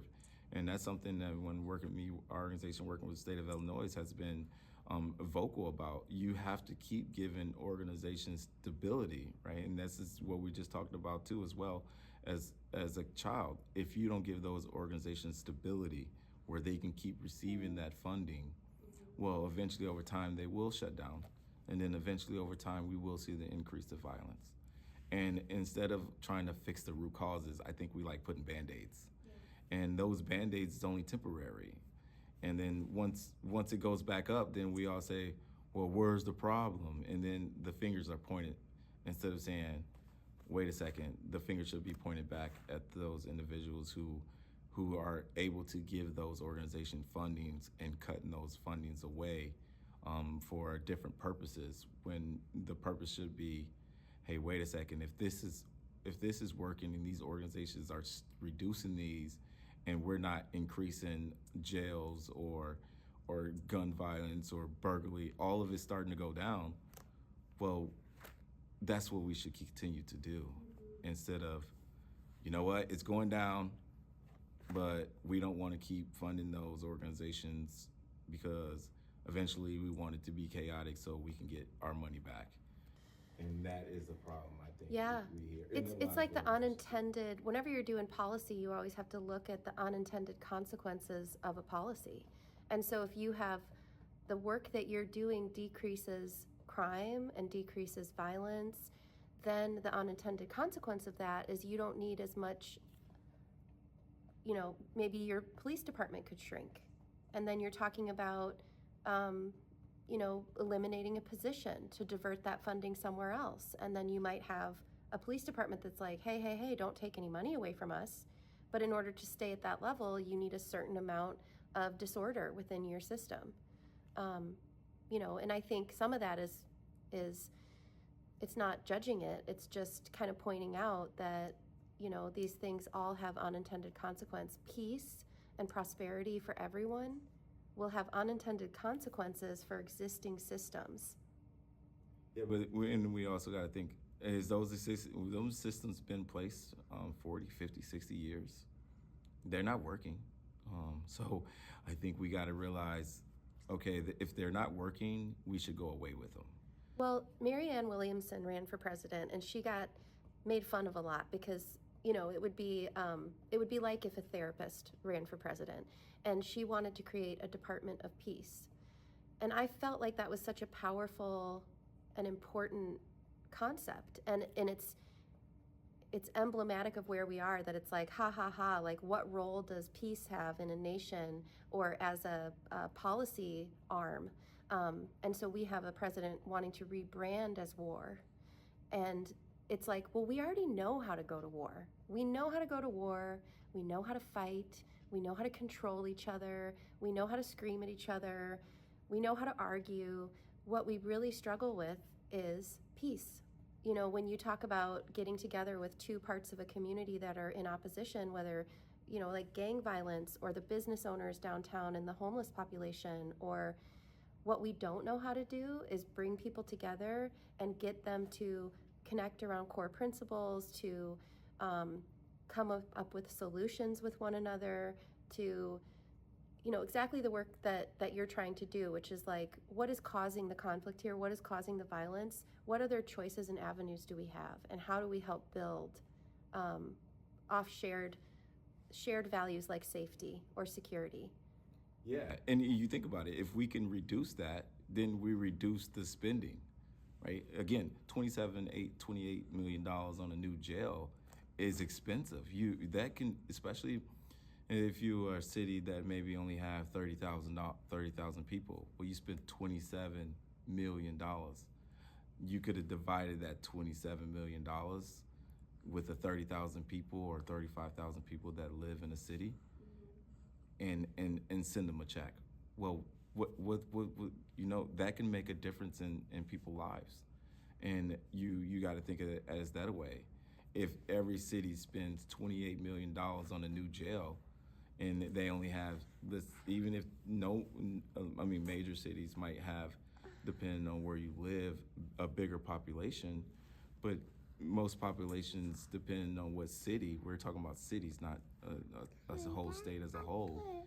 You could run a universal preschool program for your entire city, so that parents, kids could be learning social skills, reading, doing all that stuff, and that parents would be able to pursue some of their own dreams. And our Constitution says the right to life, liberty, and the pursuit of happiness, not necessarily like the pursuit of wealth. And so some humans, like yourself, like if you were really motivated to be rich, you probably wouldn't be in this line of work, but you might be motivated to make the world a better place, or we have people in our community who are motivated to be artists, or, so living in a society where you can support people in what they have reason to value that brings them happiness. And when a society becomes run by people where what makes them happy is a lot of money, and they kind of start to conflate money and happiness, it becomes like, well, the pursuit of happiness is the pursuit of wealth. And it's like, well, that's not really true for everyone. But we have our system set up that it's like, money and creating more money, and I always thought, what made that last part of that pursuit of happiness? What was he really thinking about when he wrote the last part of the pursuit of happiness? And I think we have became pursuit of happiness with materialistics, and we say, well, that's their problem, not my problem. Well, let's just say again, we have a epidemic right now with drugs. And we got to go back from, I'm from an area where it was DARE in the 80s during the crack epidemic. And the word was just say no, right? And we say, and some people said, well, that's not my issue, that's their issue. But then those issues started to move forward and towards their issue and where they stand. And I think that's what we're starting to see now. It's just the fact that we keep saying that it's not our issue when actually it's all of our issues. And I speak this highly. I speak this highly with Illinois, with all the other federal departments I talk to throughout the United States. It's going to take all of us to fix us, and if we keep saying it's not, then we're never going to truly fix us. We're just going to have Band-Aids in different areas, and I think we have to come together as people, right? It's all about the people, and that's what's going to bring us together and understanding. At the end of the day, we're all people, and we need to be about for the people. When I think about economic development in Rock Island, what I think our city council is really grappling with and struggling with, and I like our city council, and they're elected, and they, are doing the best they can to represent the people who voted for them, and so it's always hard because it's like I want to have real conversations, and real conversations are not always positive. They're difficult, but I wonder if what they're losing sight of right now with some of their policies that are going to really focus on bringing in a new business, making a building look better, being attractive. Like our city is going to be so beautiful that everyone's going to want to come here because it looks fancy or something, is that they lose sight of the fact that people are your greatest resource. And even the people, who are struggling the most can become your greatest resource if you choose to invest in the stuff and the people that's already here. And I know when we talked on the phone, you had kind of recounted some sort of a program that a family member went through that was effective in combating homelessness. And I was curious if you feel like she can make it and you have time, if you were at all willing to kind of talk about that part of your life, or... Yeah, when I talked about that program on the phone, that program was in Atlanta, and actually my mom went through that program, and that's what I was talking about because, again, my mom... Buddy, are you stuck? she's so cute. Oh my gosh. Your shoe. Go get your shoe. She's so cute. And patient. We've been talking for almost 2 hours, and she's still hanging in there with us, which is awesome. That program was ran in Atlanta. And actually, it's a very effective program, which I think when we talk about homeless here in Rock Island and to build shelters, I think when I talked to Marcus, who's running for sheriff, I said, I think, you build these homeless shelters was great, and it solves a Band-Aid problem, but it doesn't solve their root cause of the problem, because some people may be homeless because of drug use. And if they're homeless because of drug use, well, if you just keep putting them shelters in and not fixing that root cause, well, we're still going to have the definition of drug use and of homelessness. And so just to kind of, so when we think about the homeless population, it's so diverse. You've got mothers and children, you have seniors, so the causes of homelessness and the conditions of them, shelters are really necessary and wonderful. They're Band-Aids, but they're also life-saving, temporary solutions for people who are in a temporary crisis, like a woman escaping domestic violence, or someone who's just lost a job. But what we're talking about is this more chronic homelessness that might be the result of drug use. And so it's only a fraction of what homelessness is, but it is one of the pieces of homelessness that, when businesses downtown are saying you gotta make sure there's not homeless people walking around, I don't know if they're talking about the moms and babies or about the seniors, or what they're often talking about is people who are struggling with drug addiction and therefore, or mental illness, and therefore are talking to themselves, or maybe more disheveled in their appearance, the people who are suffering and are maybe more chronically homeless. And so I just wanted to draw that distinction, because we need shelters, and we can't get rid of shelters because they are life-saving. But for this population you're talking about, they might not they might not solve a problem. One could argue for that population they could even make a problem worse. Yeah, and it can. And with, like I said, reference to that program. You keep getting yourself stuck there, but you also look like you're gonna fall asleep. That program, my mom went through that program, and the first time in her life, actually, she went to a couple conference seminars. She was asked to speak at a couple conference. It's because what's going on with your Again, when we talk about the '80s, and living in the '80s was much different.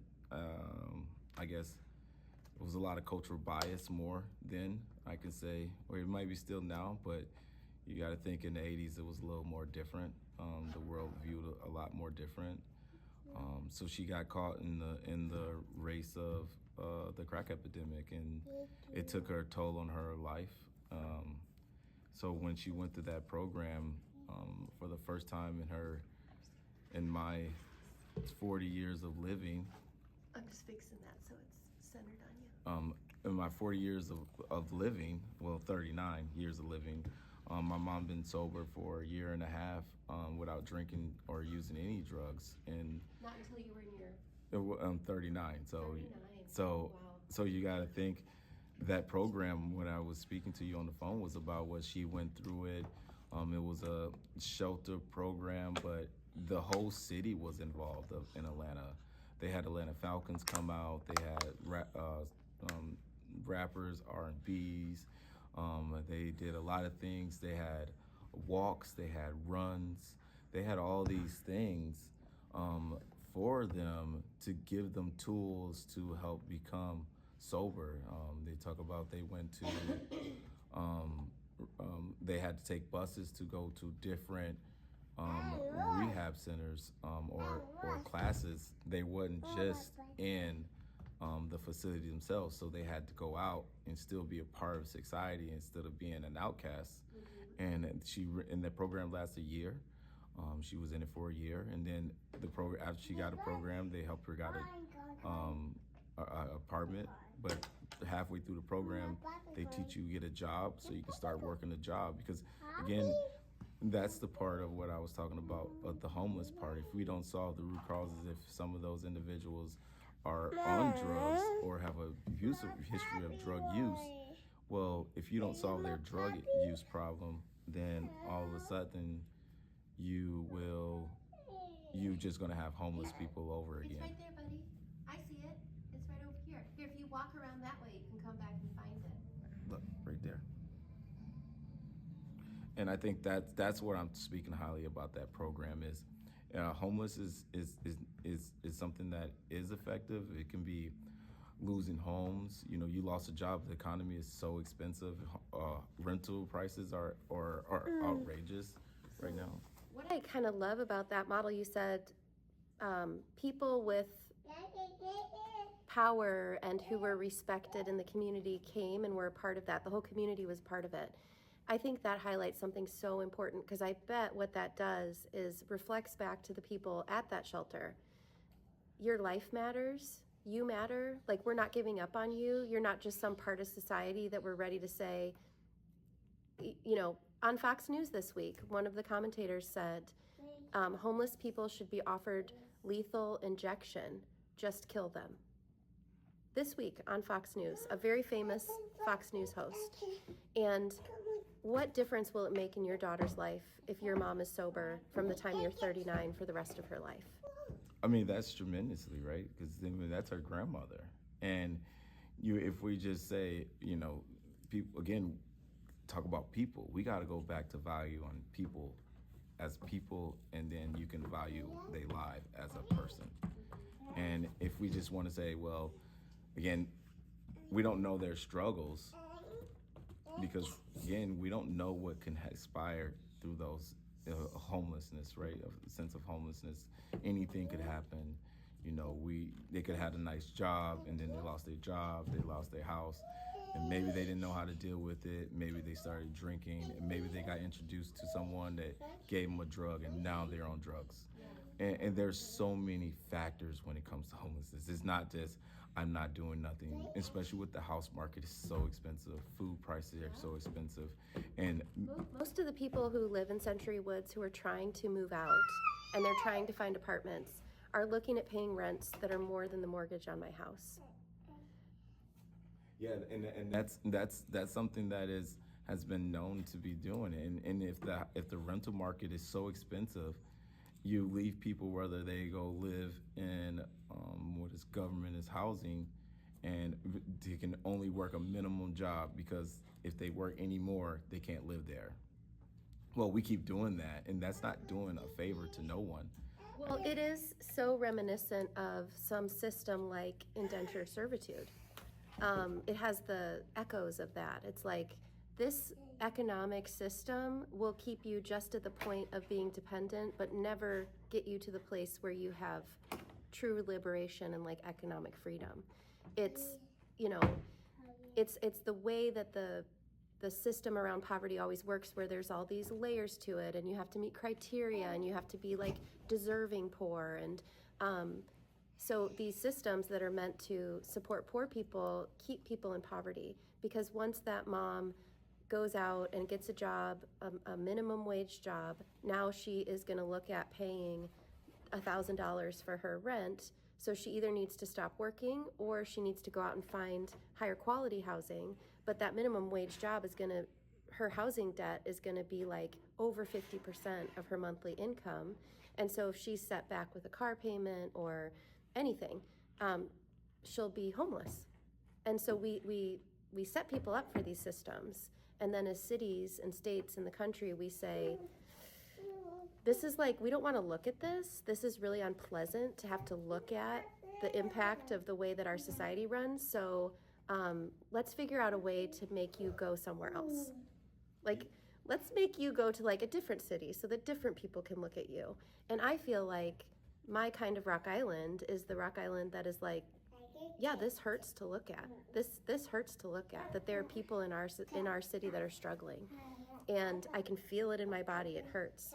But I don't want my solution to be, let's make a different community look at it. Because I think here in Rock Island, we are better equipped to have these conversations, to be creative and loving, and people who are dedicated to turning someone who is like your mom in our city into the best economic development tool we have, which is helping her get well, helping her, recover, and then allowing her to like live a life, like live a good life, and you'll be renting and working, and that is economic development. Your mom is a resource. She's a valuable resource to the community that she lives in, to your family, to our world. She's not someone to be forgotten. No, and you think about it. She's such a valuable resource, and that valuable resource, she can help another individual that needs that assistance, right? We talk about the rock climber, right? Was she in her stages of being sober? Was she a novice at it? No, but now as the time has been come, she has became a little bit more novice in her ability to climb. And next person that may need that helping hand, that's a beginner, she can say, hey, I've been through it, let me help you out. I think that's where we got it. And that's when I talked to Mayor Ashley. He was such a great saying. He said, man, I'm for the people of Rock Island, not what part of Rock Island you from, not where you going from, but I'm from the whole city of Rock Island. So again, I like his analogy. I like where he's trying to go with things, what he's trying to do for the city of Rock Island. I mean, that speaks highly of a mayor saying, this is not my job title. It's my job title, but it's not who I am. I am for the people, and the people of Rock Island I'm gonna fight for, because I want to see my city become great. And that is something that, like, only he had a vote. It's so frustrating to watch him in the meetings because he can't really, And I think that's where our organization and other community members and just in the community in general say, hey, listen, we understand what he's trying to do. We should respect that. And hey, we want the same thing he wants. And to have a mayor that wants those type of things, and the people want them too, I think that's what helps everyone get on board and say, okay, it is not about top of the hill, the bottom of the hill. It's not about cultural bias. It's about, hey, this is what we want for the city, and to make our city such a great city to not only visit, live, enjoy freedom, enjoy safety, and have prosperity, right? Because without those, you're just going to have a city without prosperity. What are the things you're kind of thinking about doing in the city? Like, let's say somebody wants to get a gun lock. or you kind of talked about doing a summer program this summer. Can you expand a little bit on how we get involved with Under the Helmet, or with some of the things that you're trying to bring to our city?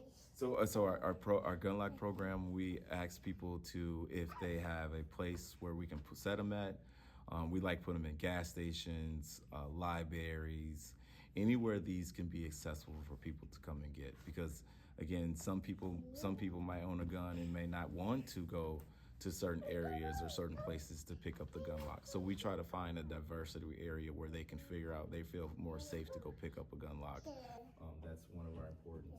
Do you have them in Rock Island? We do have them. We have one place in Rock Island at the Rock Island Police Department. We are looking for different locations to house these at. We did have them at the public library here in town.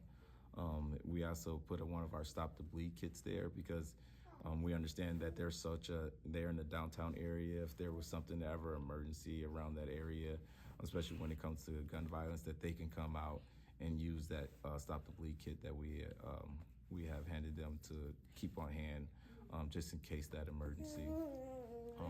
We also been trying to talk to a lot of cities, especially the city of Rock Island, to address to put these kits in every public place, because again, when the kid brought the gun to school here in Rock Island, well, if that would have turned into tragedy, you think it takes 5 minutes for someone to bleed out. And if those kits are available where you can stop the gunshot from bleeding out, the victim from bleeding out, it's such an importance when it comes to crucial timing or people trying to secure. What's inside of the kit? What's inside the kit is a tourniquet, a warming blanket, a sterile wound gauze that wraps around from burn marks. They're what is called chest seals, which are very important, and those are to stop gunshot wounds. It goes over the bullet hole. It still leaves it to breathe, so there's air coming through it, so there's still oxygen going through your blood, and it helps reduce the bleeding out from gunshots. So there's just a bunch of kits. That's a bunch of little stuff that's inside of it. And we do kind of live in a world where it's like, here's your public exits, and in this space, here's where those kits are. Yeah. So that if you're at Schwiebert Park, or you're at a movie theater, or that you're kind of aware that, like, if something happens here, here's how I would help to save someone's life. Yeah, and that's such an importance, right? Because again, I call them they're like AEDs. You want to have them in every place that is public, that can be accessible, but also not accessible, because not everyone know how to use an AED. Right. Even though it's self-explanatory, still you need to know the knowledge to use it. And that's why we like to teach our life-saving practice program here in Rock Island. Unfortunately, we have to keep closing our programs due to funding. And that's where I said comes in. If organizations like mine stop receiving the lack of funding, then what happens is then we don't teach people how to save a life. Can people donate directly to your organization at UTH?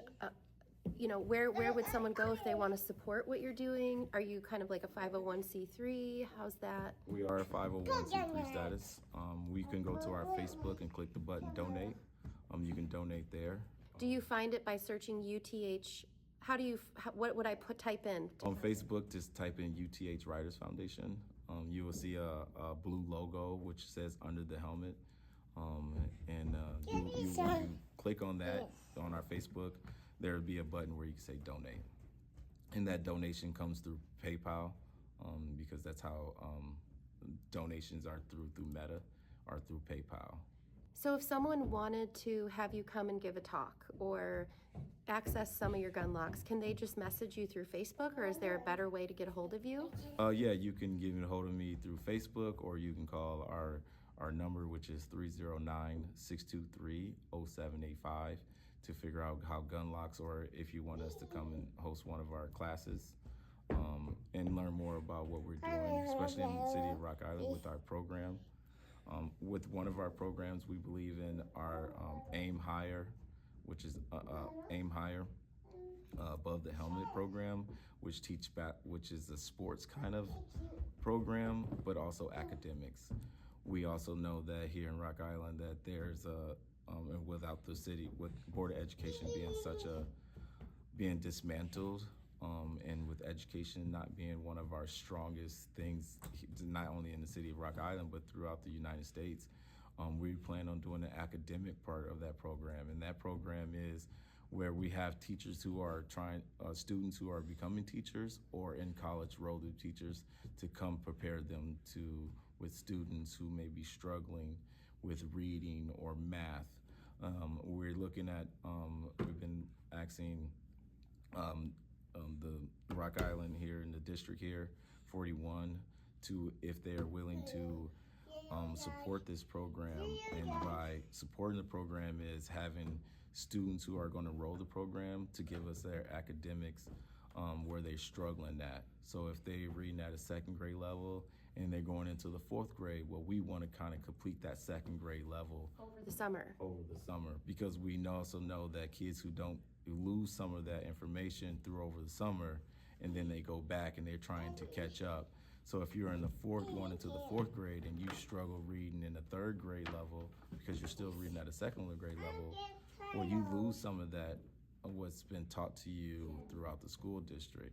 So we kind of really want to mend that and help that, because we know education is important. Without it, you can't succeed in today's society.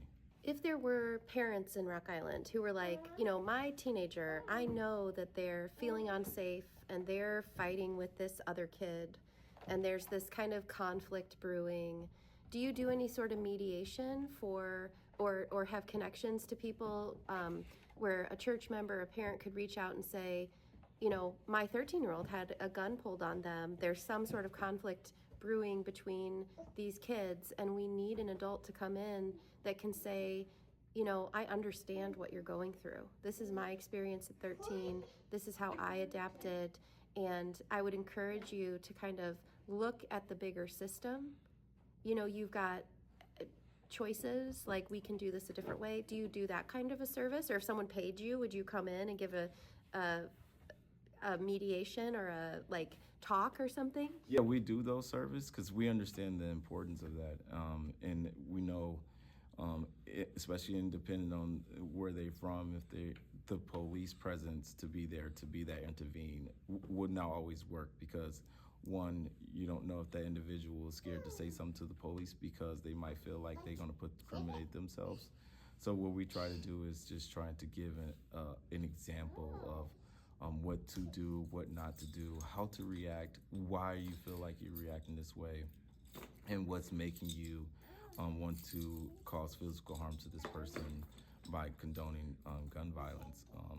I was a witness of that myself last year in Davenport, where I witnessed that kid Mason got killed, and I tried to save his life, and I talked to his brother.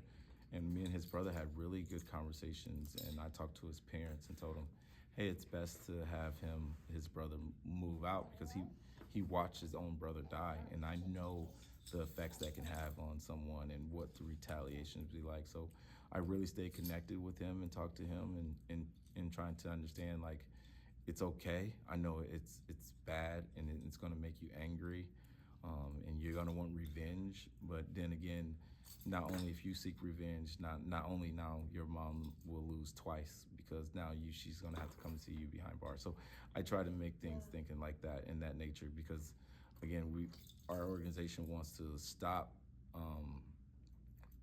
people from going incarcerated or being incarcerated, and also those who are coming home, we kind of really want to feel them a safe place, because sometimes when they come home, they feel out of place as well, because the society said, well, you're a felon, you really don't belong in this world. So I think we're just trying to help all the organizations especially that is on the front for it, that want to change, and that is partnering with them as well, and working that connection, and just, again, being that rock climber that's giving helping hands to help pull our communities together to make them safe. Wow. Yeah, that's so wonderful to know that you're here, that you need funding, but as long as the funding, keeps coming, that your organization is here and that you're available to cities and to individuals around all these topics around keeping people safe, creating security.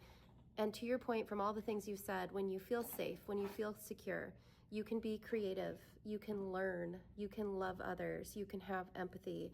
When your existence is threatened, when you're feeling very unsafe, it's hard to move beyond those core, how do I keep myself safe today, into how do I think creatively about society? You know, you need a level of safety before you can so I feel so bad that I've kept you so long. I feel like we need to give a shout out to your daughter because she's been...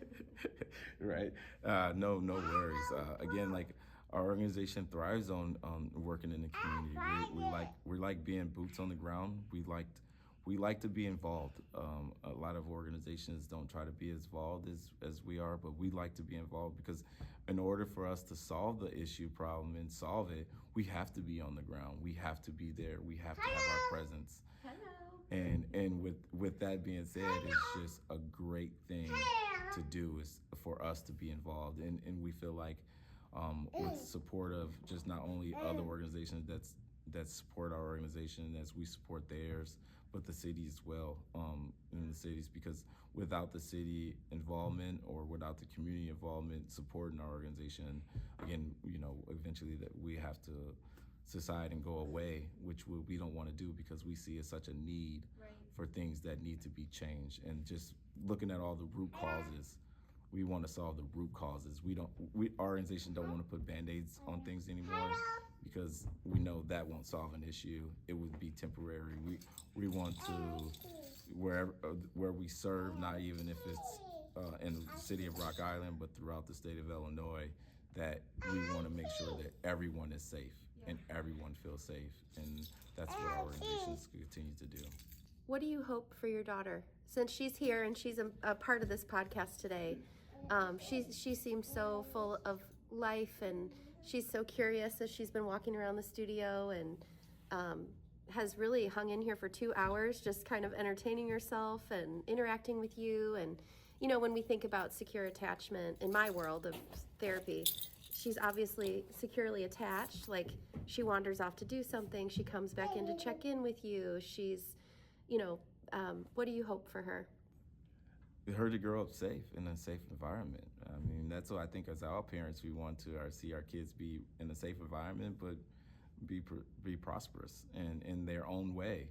I think that's what I want as a parent, even though, my dreams and aspirations might be different, but I still want her to be able to follow her dreams and aspirations with no hinder, without feeling like she has to be someone else in order to fit in. I think that's my biggest thing for her is still having that same innocent, loving, caring self without it being tarnished. I think that's my thing I would like. I hope that's what every parent would want their kid to be, not to be judged who they are or what they look like, and just let them be them. Yeah. And I think for me, she's 2.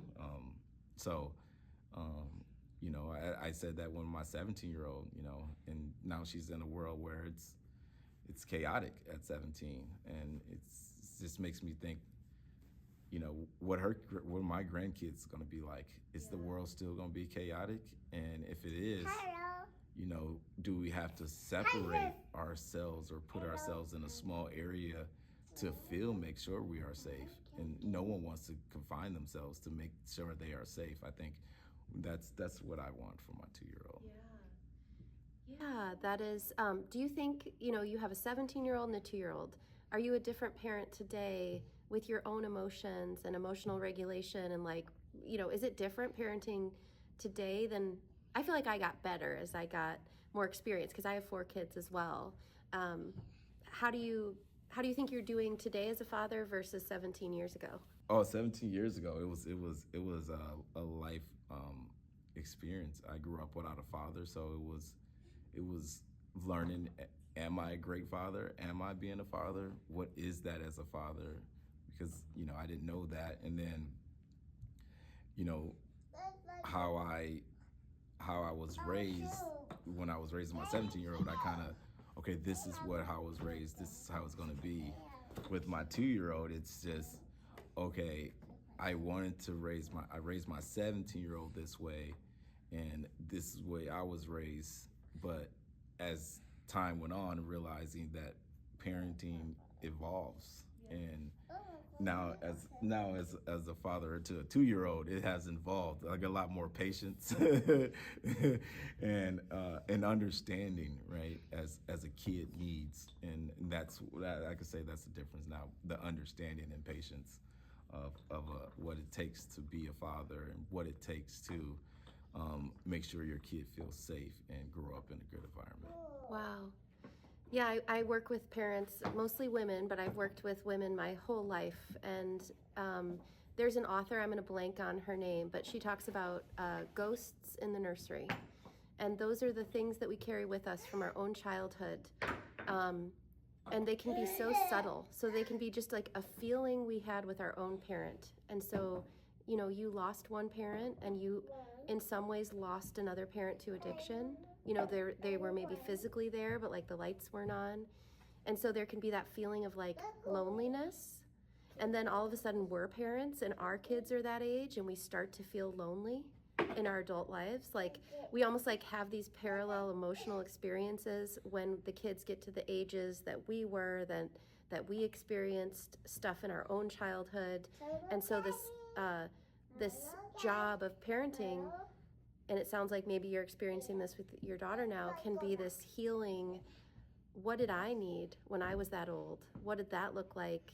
What's coming up for me? And how do I be the grown-up that I needed? You know, and yeah, you seem like a very patient dad. And Yeah, and I think that's where again we talk about that stability, right? As if you have that stability as a kid and that safety net, when you get an adult, you know, you have that safety, that feeling, how to regulate your emotions. Again, if you grew up in the 80s, you know, parenting was way different than it is now.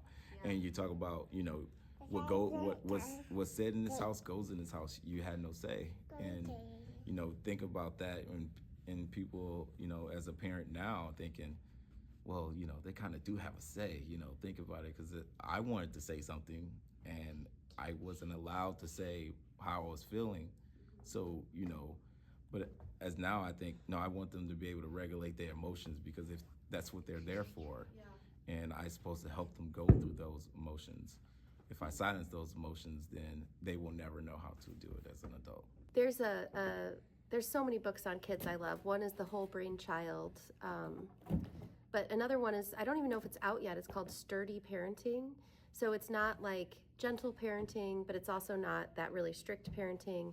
It's where you have a backbone, you have a firm backbone, but a soft front, where you can allow for your child to express and to have an idea and to be upset, but still hold a boundary with them. And then that also helps them understand, how do I work with the boundary? You know, parenting isn't about, you know, giving them everything they want, and it's not about forcing them. You know, it's so hard. I mean, I struggle with it every day. And that's why I like Bluey. To be honest with you, Bluey has and it sounds so crazy to think about a cartoon, but it has a lot of teaching moments. It teaches the kid what it's like to be a parent. It teaches the parent understanding of the child, but it also has a lot of life lessons. Like one episode had the kids winning everything, and then one parent says, "Well, no, that's not how we was raised. Let's make them understand that it's okay. Sometimes you're going to lose." Yeah. And I think that was such a great episode, because it taught the kid it's okay. Sometimes I am going to lose, and how do I deal with that emotion and when I lose?